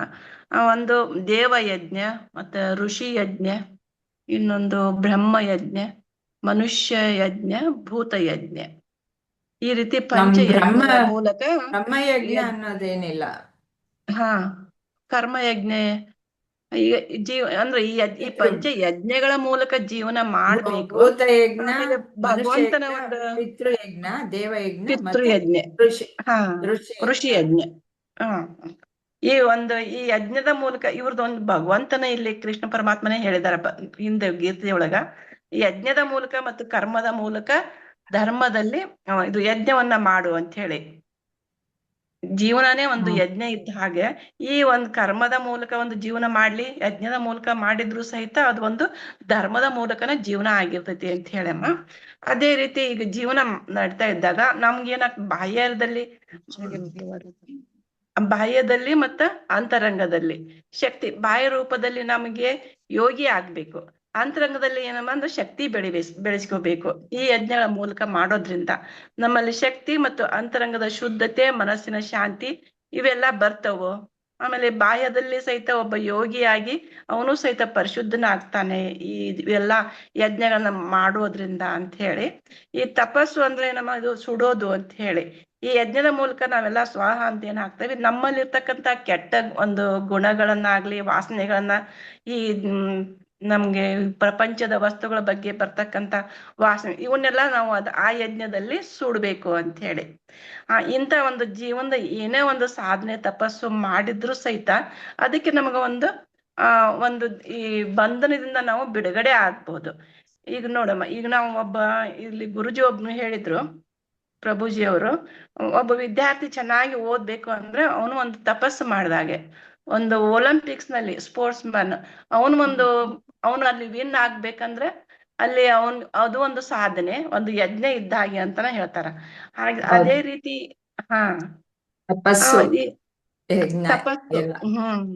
ತಪಸ್ಸು ಇದ್ದಾಗ, ತಪಸ್ಸು ಮಾಡ್ದಾಗೆ ಅಂತೇಳಿ. ಆ ರೀತಿ ಇದ್ದಾಗ ನಮ್ಮಲ್ಲಿರ್ತಕ್ಕಂಥ ಈ ಕೆಟ್ಟ ಗುಣಗಳೆಲ್ಲ ನಾಶವಾಗಿ ಒಳ್ಳೆ ಗುಣಗಳು, ದೈವಿ ಗುಣಗಳನ್ನ ಬೆಳೆಸ್ಕೋಬೇಕು. ಅದೇ ರೀತಿ ಅಂತರಂಗದಲ್ಲಿ ಸಹಿತ ಒಂದು ಶುದ್ಧತೆ ಬಂದಾಗ ಅದು ಯಾವ್ಯಾವ ಯಜ್ಞ ಮತ್ತೆ ಇದ್ರಲ್ಲಿ ಹೇಳ್ತಾ ಹೋಗ್ತಾರ. ಪ್ರಾಣಾಯಾಮ, ಇಚ್ಛಾಶಕ್ತಿ, ಜ್ಞಾನಶಕ್ತಿ, ಕ್ರಿಯಾಶಕ್ತಿ ಇವೆಲ್ಲ ಹೇಳ್ತಾ ಹೋಗ್ತಾರಮ್ಮ. ಮುಂದೆ ಹೇಳ್ರಿ ಇಂದ್ರಮ್ಮ ಅವ್ರು. ಇವಾಗ ಹೇಳ್ತೀರಾ? ಭಗವಂತನ ಅರ್ಪಣೆ ಭಾವದಿಂದ ಮಾಡ್ಬೇಕು, ಇವೆಲ್ಲ ಭಗವಂತನ ಅರ್ಪಣೆಯಿಂದ ಮಾಡ್ಬೇಕು ಅಂತೇಳಿ. ಮೇಡಮ್, ಅಂದ್ರೆ ಕೆಲವು ಯೋಗಿಗಳು ದೇವತೆಗಳಿಗೆ ಮಾತ್ರ ಯಜ್ಞಗಳನ್ನು ಅರ್ಪಿಸುತ್ತಾರೆ, ಬಾಹ್ಯ ಯಜ್ಞಗಳು. ಇತರರು ಆತ್ಮವನ್ನು ಅರಿತುಕೊಂಡವರು ಕರ್ತೃ ಮತ್ತು ಕರ್ತೃತ್ವವನ್ನು ಬ್ರಹ್ಮನ ಅಗ್ನಿಯಲ್ಲಿ ಯಜ್ಞವಾಗಿ ಅರ್ಪಿಸುತ್ತಾರೆ, ಆಂತರಿಕ ಯಜ್ಞಗಳು. ಈಗ ಯಜ್ಞ ಅಂದ ತಕ್ಷಣ ನಮಗೆ ಅದೇ ದೈವ ಯಜ್ಞ ಅಂತ ಉಪಾಸನೆ ಮಾಡೋರು ಕೆಲವರು ಬ್ರಹ್ಮ ಅಗ್ನಿಯಲ್ಲಿ ಯಜ್ಞವೆಂಬ ಯಜ್ಞದಿಂದಲೇ ಹೋಮ ಮಾಡ್ತಿರ್ತಾರೆ. ಅಂದ್ರೆ ಕೆಲವರು ಹಿಂದಿನಿಂದ ಬಂದಂತಹ ದೇವತೆಗಳ ಹೆಸರುಗಳನ್ನ ಹೇಳ್ಕೊಳ್ತಾ ಯಜ್ಞ ಮಾಡ್ತಾರೆ. ಯಜ್ಞ ಮಾಡ್ಬೇಕಾದ್ರೆ ಆ ಎಲ್ಲಾ ದೇವತೆಗಳನ್ನ ಹೆಸರಿಸ್ಕೊಂಡು ಆ ಒಂದು ಇದನ್ನ ಹಾಕೊಂತ ಏನು ಮೇಡಮ್ ಅದು ತಕ್ಷಣ ನೆನಪು ಬರಲ್ಲ. ಅಂತ ಒಟ್ಟಿಗೆ ಯಜ್ಞ ಮಾಡ್ಬೇಕಾದ್ರೆ ಎಲ್ಲಾ ಹಿಂದಿನ ದೇವತೆಗಳನ್ನ ನೆನ್ಸ್ಕೊಂಡು ಯಜ್ಞ ಮಾಡ್ತಾ ಇರ್ತಾರೆ. ಹೊಸ ದೃಷ್ಟಿ ಈಗೇನು ಅದನ್ನ ಬದಲಾವಣೆ ಇಲ್ಲ, ಆದ್ರೆ ಅದೊಂದು ಕರ್ಮ ಮುಂದುವರ್ಕೊಂಡು ಬರ್ತಾ ಇದೆ. ಈಗ ದೃಷ್ಟಿ ಬದಲಾವಣೆ ಆಗಿದೆ. ಇದು ಕೆಲವರು ಏನ್ ಮಾಡ್ತಿದ್ದಾರೆ, ಯಜ್ಞ ಮಾಡ್ತಾರೆ, ಇಲ್ಲಿ ಉರಿಯುತ್ತಿರ್ತಕ್ಕಂತಹ ಒಂದು ಅಗ್ನಿಗೆ ಅದು ಸ್ಪೆಷಲ್ ಕಟ್ಟಿಗೆಗಳು, ಅಂದ್ರೆ ಒಂದು ಸಾಧಾರಣವಾದಂತಹ ಕಟ್ಟಿಗೆಯಿಂದ ಅದಲ್ಲ, ಅದಕ್ಕೆ ಸತ್ಯಯಜ್ಞ ಅಂತ ನಾವು ಕರಿಬಹುದು. ಸತ್ಯಯಜ್ಞ ಅಂದ್ರೆ ನಮ್ಮಲ್ಲಿರ್ತಕ್ಕಂಥ ಸತ್ಯವಾದಂತಹ ಒಂದು ಇದನ್ನ ಅನೇಕ ವಸ್ತುಗಳ ರೂಪದಲ್ಲಿ ನಾವು ಅದನ್ನ ಅಗ್ನಿಗೆ ಕೊಡ್ತಾ ಹೋದ್ರೆ ಅನಂತ ಸ್ವರೂಪವಾಗಿರುತ್ತಂತಹ ಬ್ರಹ್ಮವೇ ಅಗ್ನಿ ಅಂತ ತಿಳ್ಕೊಂಡು ಆ ಯಜ್ಞವನ್ನ ಯಜ್ಞ ಮಾಡ್ತಾ ಇದ್ರೆ ನಾವು ಅದರಲ್ಲಿ ಆಗ್ತಕ್ಕಂಥ ವಸ್ತುಗಳಾಗಿರ್ಬೋದು ಅಥವಾ ನಮ್ಮ ಕ್ರಿಯಾತ್ಮಕವಾದಂಥ ಯೋಜನೆಗಳಾಗಿರ್ಬೋದು, ನಾವು ಅವಾಗೆಲ್ಲ ಸುಟ್ಟು ಭಸ್ಮವಾಗಿ ನಾವು ಪರಿಶುದ್ಧರಾಗ್ಬಿಡ್ತೇವೆ. ಅಂದ್ರೆ ಈ ಬ್ರಹ್ಮದಲ್ಲಿ ನಾವು ತೊಡಗಿಕೊಂಡಾಗ ಎಲ್ಲವೇ ದೈವ ಬ್ರಹ್ಮ ದೈವ ಯಜ್ಞ ಇದು, ಇದರಲ್ಲಿ ನಾವು ಮಾಡ್ತಕ್ಕಂತಹ ಎಲ್ಲಾ ಇದನ್ನ ಉಪಾಧಿಗಳನ್ನೆಲ್ಲ ಅಂದ್ರೆ ಅದು ಭಸ್ಮ ಮಾಡ್ಬಿಡ್ತದೆ ಅಂತಕ್ಕಂಥ ಯೋಚನೆ ಕೂಡ ನಾವು ಮಾಡ್ಬೋದು. ಅಗ್ನಿಗೆ ಆಹುತಿ ಕೊಡ್ಬೇಕಾಗ್ತದೆ. ಆ ಅಗ್ನಿಗೆ ಭಕ್ತ ತನ್ನಲ್ಲಿ ಏನಿದೆಯೋ ಅದನ್ನೆಲ್ಲ ಭಗವಂತನಿಗೆ ಅಗ್ನಿಗೆ ಆಹುತಿ ಕೊಟ್ಬಿಟ್ರೆ ನಾವೇನಾಗುತ್ತೆ, ಒಂದು ಪರಿಪೂರ್ಣರಾಗ್ತವೆ.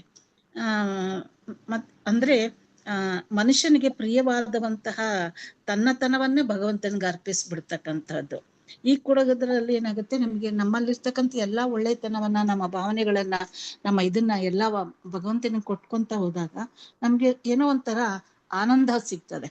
ಆನಂದ ಸಿಗುತ್ತೆ. ಮತ್ತೆ ಒಂದು ಕ್ಷಣಿಕ ವಸ್ತುಗಳಿಗೆ ಏನಿದೆ ಅದನ್ನೆಲ್ಲ ನಾವು ಇದನ್ನ ಹೋಮಕ್ಕೆ ಹಾಕ್ಬಿಟ್ಟಿರ್ತೀವಿ, ಯಜ್ಞಕ್ಕೆ, ಅದೆಲ್ಲ ಸುಟ್ಟು ಭಸ್ಮ ಆಗೋಗ್ಬಿಡುತ್ತೆ ಅಂತಕ್ಕಂಥ ನನ್ನ ಭಾವನೆ ಇದ್ರಲ್ಲಿ ಬರ್ತಾ ಇರೋದು. ಆಮೇಲೆ ಅನಂತರ ನಾವೇನು ವಸ್ತುವನ್ನ ಹಾಕಿದೀವಿ ಅಥವಾ ಏನು ಇದ್ ಮಾಡ್ತೀವಿ, ಅದು ಪ್ರಸಾದದ ರೂಪದಲ್ಲಿ ನಮಗೆ ಸಿಕ್ಕೇ ಸಿಗುತ್ತೆ. ನಮ್ಮಲ್ಲಿ ಈ ನಾರಾಯಣ ಸೂಕ್ತದಲ್ಲಿ ನಾವು ನೋಡ್ತಾ ಹೋಗ್ತೀವಲ್ಲ ಮೇಡಮ್, ಹೇಳ್ತಾ ಇರ್ಬೇಕಾದ್ರೆ ಎಲ್ಲ ನಾರಾಯಣ ನಾರಾಯಣ ಎಲ್ಲಾ ರೂಪದಲ್ಲಿ ನಾರಾಯಣ.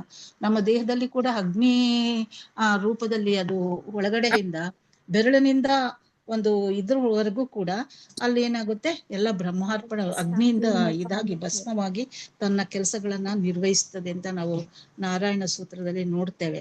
ಆಮೇಲೆ ಇಲ್ಲಿ ದೇವರನ್ನ ಬಲಿಪ್ರಿಯ ಅಂತ ನಾವು ತೆಗೆದುಕೊಂಡಾಗ ಅದಕ್ಕೆ ನಾವೇನ್ ಮಾಡ್ತೀವಿ, ಬಲಿಯಾಗಿ ತೆಂಗಿನಕಾಯಿ ಹಾಕ್ತೇವೆ, ಬಾಳೆಹಣ್ಣು ಹಾಕ್ತೇವೆ, ದೇವರಿಗೆ ಏನೇನು ತುಂಬಾ ಪ್ರಿಯವಾಗಿರ್ತದೆ ಅದನ್ನೆಲ್ಲ ಹಾಕ್ತೇವೆ. ಅದೇ ತರ ನಮ್ಮಲ್ಲಿರ್ತಕ್ಕಂಥ ವ್ಯಕ್ತಿತ್ವ, ನಮ್ಮತನ ನಮ್ಗೆ ನಾವಾಗಿ ನಾವು ಅರ್ಪಿಸ್ಕೊಂಡಾಗ ನಮಗೆ ನೀಡ್ತಕ್ಕಂತಹದ್ದು ಏನ್ ಕೊಡ್ತಾನೆ ದೇವರು, ಆ ನಾರಾಯಣ ಏನ್ ಕೊಡ್ತಾನೆ, ಅಥವಾ ಅಗ್ನಿಕುಂಡ ನಮ್ಗೆ ಏನ್ ಕೊಡ್ತದೆ ಅಂತಂದ್ರೆ, ಇದೆಲ್ಲ ಈ ಸೌದೆ ಹೇಗೆ ಸುಟ್ಟು ಹೋಗ್ತದೋ ಹಾಗೆ ನಮ್ಮಲ್ಲಿರ್ತಕ್ಕಂತಹದ ಎಲ್ಲಾ ಒಂದು ಬೇಡವಾದಂತಹ ಬಯಕೆಗಳಾಗಿರ್ಬೋದು, ಬೇಡವಾದಂತಹ ದೃಷ್ಟಿಕೋನಗಳಾಗಿರ್ಬೋದು, ಅದನ್ನೆಲ್ಲ ನಾವು ಅರ್ಪಣಾ ಭಾವನೆಯಿಂದ ಕೊಟ್ಬಿಟ್ರೆ, ಭಗವಂತನಿಗೆ ಆ ಯಜ್ಞ ತತ್ವವನ್ನ ಅಳವಡಿಸ್ಕೊಂಡ್ಬಿಟ್ರೆ ನಾವೇನಾಗ್ತೀವಿ, ಆನಂದ ರೂಪಗಳಾಗೋಗ್ಬಿಡ್ತೀವಿ. ಇದು ಕೂಡ ಭಗವಂತ ಕೊಟ್ಟಿದ್ದು. ನಾವು ನಮ್ಮನ್ನೆಲ್ಲ ಸುರಕ್ಷಿತವಾಗಿ ಇಟ್ಟಿರ್ತಾನೆ. ಈ ಯಜ್ಞವನ್ನ ನಾವು ಪ್ರಯೋಗ ಮಾಡಿಕೊಂಡು ನಮ್ಮ ಜೀವನದಲ್ಲಿ ನಾವು ಇದನ್ನ ಮುಂದುವರ್ಸ್ಕೊಂಡು ಹೋಗ್ಬೇಕು. ದೇವರು ಕೊಟ್ಟಿದ್ದನ್ನ ದೇವರು ರಕ್ಷಣೆ ಮಾಡೇ ಮಾಡ್ತಾನೆ. ಅದಕ್ಕೆ ಒಂದು 1ಕ್ಕೆ 10 ಆಗ್ಬೋದು, 10ಕ್ಕೆ 100 ಆಗ್ಬೋದು, 100ಕ್ಕೆ 1000 ಆಗ್ಬೋದು. ಈ ತರಹದ ಭಾವನೆಯಿಂದ ನಮ್ಮಲ್ಲಿ ಇರತಕ್ಕಂಥ ಎಲ್ಲಾ ಕೆಟ್ಟ ಗುಣಗಳನ್ನ ಅಥವಾ ನಿಸ್ವಾರ್ಥತೆಯಿಂದ ನಾವು ಮಾಡ್ಕೊಂತ ಹೋದಾಗ ಖಂಡಿತವಾಗಿ ಅದು ಒಂದು ಯಜ್ಞ ಆಗ್ತದೆ. ಆ ಯಜ್ಞದಲ್ಲಿ ಸುಡಬೇಕಾದಂತಹ ಕೆಲವು ಭಾವನೆಗಳನ್ನ, ಕೆಲವು ಕೆಟ್ಟತನಗಳನ್ನ ಅದನ್ನ ಸುಟ್ಟು ಹಾಕಿ ನಮ್ಮ ಇಂದಿನ ಕರ್ಮದಲ್ಲಿ ಮಾಡಿರ್ತಕ್ಕಂಥ ಎಲ್ಲಾ ಪಾಪಗಳು ಕೂಡ ಭಸ್ಮವಾಗಿ ನಾವು ಕೂಡ ಆನಂದ ಚಿತ್ತರಾಗಬಹುದು ಅಂತಕ್ಕಂತ ಒಂದು ಅಭಿಪ್ರಾಯ ಮೇಡಮ್ ನಂದು. ಕೇಳಿಸ್ತಾ ಮೇಡಮ್? ಚೆನ್ನಾಗಿ ಕೇಳಿಸ್ತು, ಚೆನ್ನಾಗಿ ಹೇಳ್ತೀರಾ, ಧನ್ಯವಾದಗಳು. ಲಕ್ಷ್ಮಿ ಅವ್ರನ್ನ ಮಾತಾಡ್ಸೋಣ. ಲಕ್ಷ್ಮಿ ಅವ್ರು ಏನ್ ಹೇಳ್ತಾರೆ?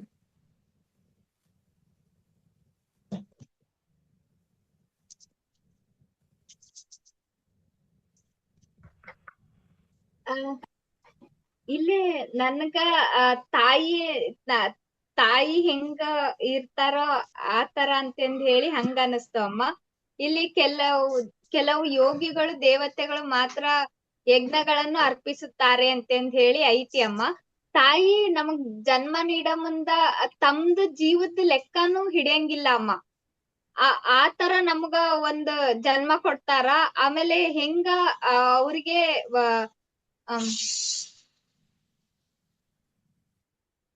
ಅವ್ರ ಇನ್ನೊಬ್ರು ನಮ್ ಸಲುವಾಗೆ ಬದುಕ್ತಿರ್ತಾರಮ್ಮ. ಅವ್ರದ್ದು ಏನ ಕೆಲ್ಸ ಆಗಿರ್ಬೋದು, ಯಾವಾಗ್ಲೂನು ಅವ್ರ ಕೆಲ್ಸ ಎಲ್ಲ ತಮ್ ಸ್ವಂತದ ಸಲುವಾಗಿರಂಗಿಲ್ಲ, ಅರ್ಪಣಾ ಭಾವದಿಂದನ ಇರ್ತೈತಿ.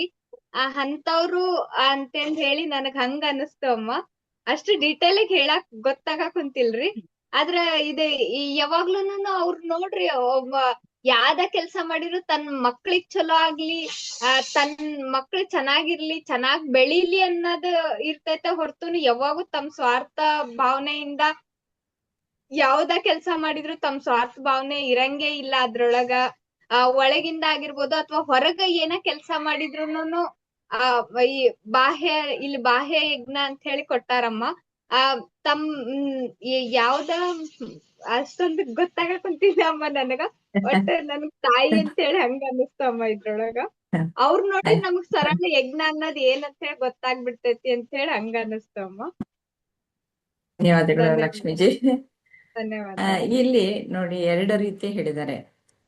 ಕೆಲವು ಯೋಗಿಗಳಿಗೆ ದೇವತೆಗಳಿಗೆ ಮಾತ್ರ ಯಜ್ಞಗಳನ್ನು ಅರ್ಪಿಸುತ್ತಾರೆ ಅಂತ. ದೇವತೆಗಳು ಅಂತಂದ್ರೆ ಯಾರು ಅಂದ್ರೆ ನಾವು ಚರ್ಚೆ ಮಾಡಿದಾಗೆ ಬಾಹ್ಯ ಪ್ರಪಂಚದಲ್ಲಿ ನಿಯಂತ್ರಣ ಮಾಡುವ ಅನೇಕ ದೇವತೆಗಳು ಇದ್ದಾರೆ.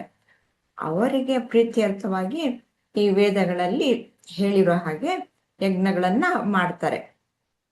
ಅದರಲ್ಲಿ ಋಗ್ವೇದದಲ್ಲಿ ಮೊದಲನೇ ಶ್ಲೋಕ ಹೇಗಿದೆ ಅಂತಂದ್ರೆ, ಅಗ್ನಿಮೀಳೆ ಪುರೋಹಿತಂ ಯಜ್ಞಸ್ಯ ದೇವ ಋತ್ವಿಜಂ ಹೋತಾರಂ ರತ್ನಧಾತಮಂ.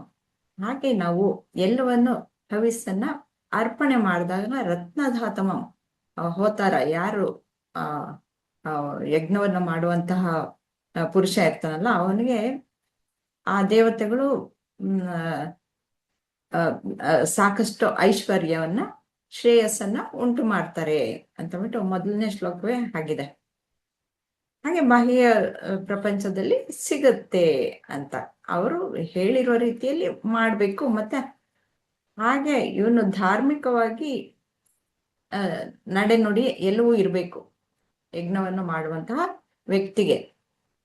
ಅವನು ಸ್ವಾರ್ಥಪರನಾಗಿರ್ಬಾರ್ದು, ಅಲ್ಲಿ ಹಾಗೆ ಹೇಳಿದೆ. ಆದ್ರೆ ಶ್ರೀಕೃಷ್ಣ ಇಲ್ಲಿ ಏನ್ ಹೇಳ್ತಾ ಇದ್ದಾರೆ ಅಂತಂದ್ರೆ, ದೇವತೆಗಳು ಅಂತಂದ್ರೆ ನಮ್ಮ ಒಂದು ಆಧ್ಯಾತ್ಮಿಕವಾಗಿ ಚಿಂತನೆಯನ್ನು ಮಾಡಿದಾಗ ದೇವತೆಗಳು ಅಂದ್ರೆ ನಮ್ಮ ಪಂಚೇಂದ್ರಿಯಗಳನ್ನು ನಿಯಂತ್ರಣ ಮಾಡುವುದು ದೇವತೆಗಳೇ.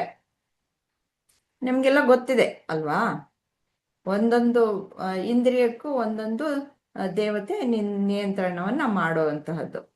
ಆ ದೇವತೆಗಳಿಗೆ ಯಜ್ಞ ಮಾಡೋದು ಅಂತಂದ್ರೆ ಏನು, ಈ ವಿಷಯ ವಸ್ತುಗಳನ್ನೇ ಅರ್ಪಣೆ ಮಾಡೋದು. ಅದನ್ನ ಆ ಯಜ್ಞದೋಪಾದಿಯಲ್ಲಿ ನಾವು ಅಂದ್ರೆ ನಿಸ್ವಾರ್ಥವಾಗಿ ಅರ್ಪಣೆ ಮಾಡಬೇಕು. ಅರ್ಪಣೆ ಮಾಡಿದಾಗ ಅವು ತೃಪ್ತಿಯಾಗುತ್ತವೆ ಅಂತ ಇಲ್ಲಿ ಶ್ರೀಕೃಷ್ಣ ಈ ಅರ್ಥದಲ್ಲಿ ಒಂದು ಆಧ್ಯಾತ್ಮಿಕ ಚಿಂತನೆಯನ್ನ ಮಾಡಿರುವಂತಹದ್ದು. ಮತ್ತೆ ಇತರ ಆತ್ಮನನ್ನು ಅರ್ಥಕೊಂಡವರು ಅಂದ್ರೆ ಜ್ಞಾನಿಗಳಾಗ್ಬಿಟ್ಟಿರುವಂತಹವರು ಅಂಥವ್ರೇನು ಕರ್ತೃ ಮತ್ತು ಕರ್ತೃತ್ವ ಅಂದ್ರೆ ಕರ್ತೃ ಅಂತಂದ್ರೆ ನಾನೇ ಮಾಡ್ತಾ ಇದ್ದೀನಿ ಅಂತವನು ಅಂಥದ್ದನ್ನ ಅಗ್ನಿಯಲ್ಲಿ ಅರ್ಪಣೆ ಮಾಡ್ಬಿಟ್ಟ. ಕರ್ತೃನೇ ಇಲ್ಲ ಅಂತಂದ್ರೆ ಅವಾಗ ಕರ್ಮ ಬಂಧನ ಅನ್ನೋದು ಇಲ್ಲ ಅಲ್ವಾ. ಇವಾಗ ಹೊರಗಡೆ ಇರುವಂತಹ ವಸ್ತುಗಳು ಸಹ ಬ್ರಹ್ಮನೇ, ಮತ್ತೆ ಇಂದ್ರಿಯಗಳು ಬ್ರಹ್ಮವೇ, ಮನಸ್ಸು ಬುದ್ಧಿಯು ಬ್ರಹ್ಮವೇ, ಆತ್ಮನು ಬ್ರಹ್ಮವೇ. ಈ ಆತ್ಮವೇ ಬ್ರಹ್ಮ, ಅದಕ್ಕೆ ಚೈತನ್ಯ ಅದರಿಂದ ಚೈತನ್ಯವನ್ನು ಪಡ್ಕೊಂಡಿರುವಂತಹದ್ದು ಈ ಮನಸ್ಸು ಬುದ್ಧಿ ಮತ್ತು ಇಂದ್ರಿಯಗಳು. ಇದೆಲ್ಲ ನಿಮಗೆ ಚೆನ್ನಾಗಿ ಗೊತ್ತೇ ಆಗಿದೆ ತಾನೆ. ಆ ಚೈತನ್ಯವನ್ನು ಪಡ್ಕೊಂಡಿವೆ. ಹಾಗಾಗಿ ಎಲ್ಲವೂ ಸಹ ಯಾವುದೊಂದು ವಿಷಯ ವಸ್ತುಗಳನ್ನ ಅರ್ಪಣೆಯನ್ನು ಮಾಡಿದ್ರು ಸಹ ಅದೆಲ್ಲ ಸಲ್ಲುವುದು ಯಾವುದಕ್ಕೆ, ಬ್ರಹ್ಮನಿಗೆ ಸಲ್ಲುವುದು. ಆದ್ರೆ ಇಲ್ಲಿ ನಾನು ಅರ್ಪಿಸ್ತಿದ್ದೀನಿ ಅನ್ನುವ ಕರ್ತೃತ್ವ ಅನ್ನೋದು ಇಲ್ಲ. ಅದನ್ನು ಸಹ ಕರ್ತೃತ್ವವನ್ನ ಅಗ್ನಿಯಲ್ಲಿ ಅಂದ್ರೆ ಜ್ಞಾನಾಗ್ನಿಯಲ್ಲಿ ಸುಟ್ಟಾಕ್ಬಿಟ್ಟಾಗ ಏನಾಯ್ತು, ಅಲ್ಲಿ ನಾನು ಅನ್ನೋದು ಇಲ್ಲ, ಅಹಂ ಅನ್ನೋದು ಇಲ್ಲ. ಇಲ್ಲಿ ಫಲವನ್ನ ಅಪೇಕ್ಷೆ ಮಾಡುವಂತಹ ಕ್ಲೈಮ್ ಮಾಡುವಂತಹ ಅಹಂ ಅನ್ನೋದು ಇಲ್ವೇ ಇಲ್ಲ. ಅಲ್ಲಿ ನಿಜವಾದ ನಾನು ಮಾತ್ರ ಅಂದ್ರೆ ಆತ್ಮಸ್ವರೂಪಿಯಾದ ನಾನು ಮಾತ್ರ ಅಲ್ಲಿ ಇರುವಂತಹದ್ದಾಗತ್ತೆ. ಅಂದ್ರೆ ಬೇರೆ ಇನ್ಯಾವುದು ಇರುವುದಿಲ್ಲ. ಅಂದ್ರೆ ಸರ್ವವೂ ಸಹ ಬ್ರಹ್ಮವೇ ಅನ್ನೋದು ಅಲ್ಲಿ ಜ್ಞಾನ.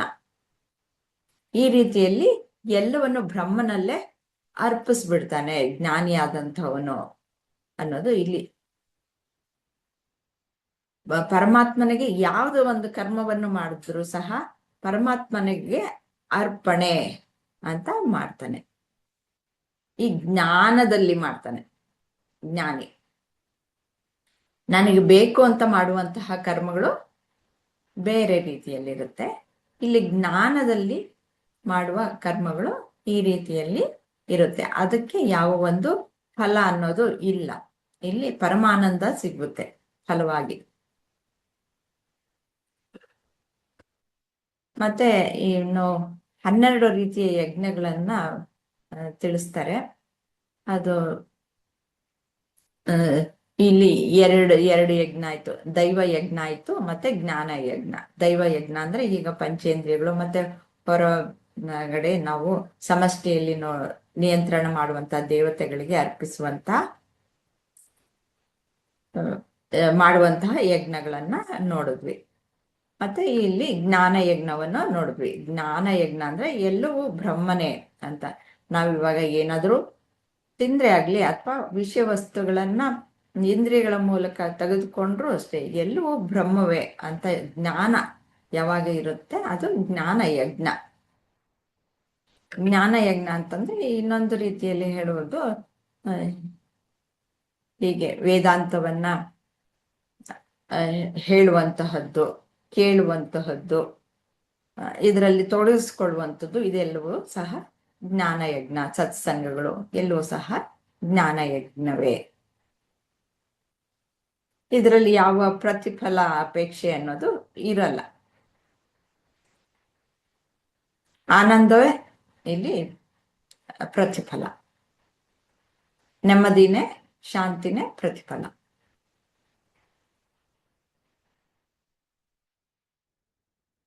ಏನಾದ್ರೂ ಡೌಟ್ ಇದೆಯಾ? ಸುಮತಿ ಆಗ್ಲೇ ಕರೆದೆ, ಏನು ಆನ್ಸರ್ ಬರ್ಲಿಲ್ಲ, ಅದಕ್ಕೆ ಸುಮ್ಮನೆ ಆಗೋದೆ. ಹಾ ಆಂಟಿ, ಇಲ್ಲ ಆಂಟಿ, ನನ್ಗೆ ಅದು ಅರ್ಥ ಆಯ್ತು. ಅವಾಗ್ಲೇ ಲಕ್ಷ್ಮಿ ಅವರು ಹೇಳಿದಾಗ ನಂದು ನಿಯರಿಂಗ್ ಅದೇ ಥಿಂಕಿಂಗ್ ಇತ್ತು. ಅದೇ ನಾವು ಏನು ಯಜ್ಞ ಅಂತ ಹೇಳಿದ್ರೆ ನಮ್ಮ ಎಲ್ಲಾ ಕೆಲಸ ಇವಾಗ ಲಾಸ್ಟ್ ಶ್ಲೋಕದಲ್ಲಿನೂ ಅರ್ಥ ಆಯ್ತು. ಬರೀ ನಾವು ಒಬ್ರೊಬ್ರು ದೇವ್ರನ್ನ ಪ್ರೀತಿ ಮಾಡಕ್ಕೆ ಅಗ್ನಿ ದೇವತೆ ಇನ್ನೊಂದ್ ದೇವ್ರನ್ನ ಪ್ರೀತಿ ಮಾಡಕ್ಕೆ ಪೂಜೆ ಮಾಡ್ತಾರೆ, ಯಜ್ಞಗಳು ಮಾಡ್ತಾರೆ. ಇನ್ ಕೆಲವ್ರು ಬರೀ ಅಷ್ಟಕ್ ಮಾತ್ರ ಅಲ್ದೆ ನಮ್ಮ ಅದೇ ಸರ್ ಯಾವಾಗ್ಲೂ ಹೇಳ್ತಾ ಇರ್ತಾರೆ, ನಾವು ಕರ್ತ, ನಾವು ಮಾಡೋರು, ನನ್ನದು ನಾನ್ ಮಾಡ್ತಾ ಇದ್ದೀನಿ ಅನ್ನೋ ಭಾವನೆ ಬಿಟ್ಟಾಗ ಕರ್ಮನೇ ಇರಲ್ಲ ನಮ್ಗೆ. ನಮ್ದು ಕರ್ಮನೇ ಇರಲ್ಲ ಅಂತಾರೆ. ನೀವು ಅದನ್ನೇ ಇವಾಗ ಎಕ್ಸ್ಪ್ಲೇನ್ ಮಾಡಿದ್ರಿ. ಡೂವರ್ಶಿಪ್ ಇಟ್ಕೋಬಾರ್ದು ಅಂತ ಚೆನ್ನಾಗಿ ಅದು ಅರ್ಥ ಆಗಿತ್ತು. ನಾನ್ ಕೇಳೋದು, ಎಲ್ಲಾ ತಿಳಿದವರು ನಾನ್ ಸುಮಾರು ಜಾಗದಲ್ಲಿ ನಾವು ಈ ತರ ಮಾಡಿದಾಗ ಕರೆಕ್ಟು. ಎಲ್ಲಾ ಬರೀ ಅಗ್ನಿ ಮುಂದೆ ಕೂತು ಆ ಯಜ್ಞಗಳು ಮಾತ್ರ ಅಲ್ಲ. ನಾವು ಈ ಚಾಪ್ಟರ್ ಫುಲ್ ಆತರನೇ ಇರೋದು. ನಾವು ಪ್ರತಿಯೊಂದು ಕಾರ್ಯನು ಲಕ್ಷ್ಮಿ ಅವ್ರು ತುಂಬಾ ಚೆನ್ನಾಗಿ ಎಕ್ಸ್ಪ್ಲೈನ್ ಮಾಡಿದ್ರು. ಅದು ನಂಗೆ ಅರ್ಥ ಆಗೋ ತರ ಎಲ್ಲರೂ ಮಾಡಿ ಇದ್ದಾರೆ. ನಾವೆಲ್ಲಾ ಕೆಲ್ಸ ಎಲ್ಲ ಅಂದ್ರೂ ಹಂಗೇನೆ ಸಾಕೋದು. ಅದೇ ಅವ್ರವ್ರ ಲೆವೆಲ್ ಅಲ್ಲಿ ಅರ್ಥ ಆಗತ್ತೆ. ಈ ಎಲ್ಲಾ ಕೆಲ್ಸಗಳನ್ನು ನಮ್ಮ ಲೋಕಾರ್ಪಣೆಗೋಸ್ಕರ, ಲೋಕ ಕಲ್ಯಾಣಕ್ಕೋಸ್ಕರ ಮಾಡ್ಬೇಕು. ಸೆಲ್ಫಿಶ್ನೆಸ್ ನನಗೋಸ್ಕರ ಅಂತ ಮಾಡಬಾರ್ದು. ಅದೇ ಯಜ್ಞ. ಅವಾಗ ನಮ್ಮ ಆತ್ಮಶುದ್ಧಿ ಆಗತ್ತೆ. ನಾವು ಪರಮಾತ್ಮ ನಾವು ಬಂದಿರೋ ಕಾರ್ಯನು ಅದನ್ನೇ ಅಲ್ಲೇ ನಾವು ಬಂದಿರೋದೇ ಈ ನಮ್ಮ ಮನುಷ್ಯನನ್ನ ಯಾವ ತರ ದೇವ್ರು ದಶಾವತಾರಗಳು ತಗೊಂಡಿದ್ದಾರೆ. ನಾವುನು ಇದೇ ಈ ತರ ಒಂದು ಅವತಾರ ಮನುಷ್ಯನ ಅವತಾರ ತಗೊಂಡಿರೋದು ಆ ಕೆಲ್ಸ ಮಾಡಕ್ಕೆ.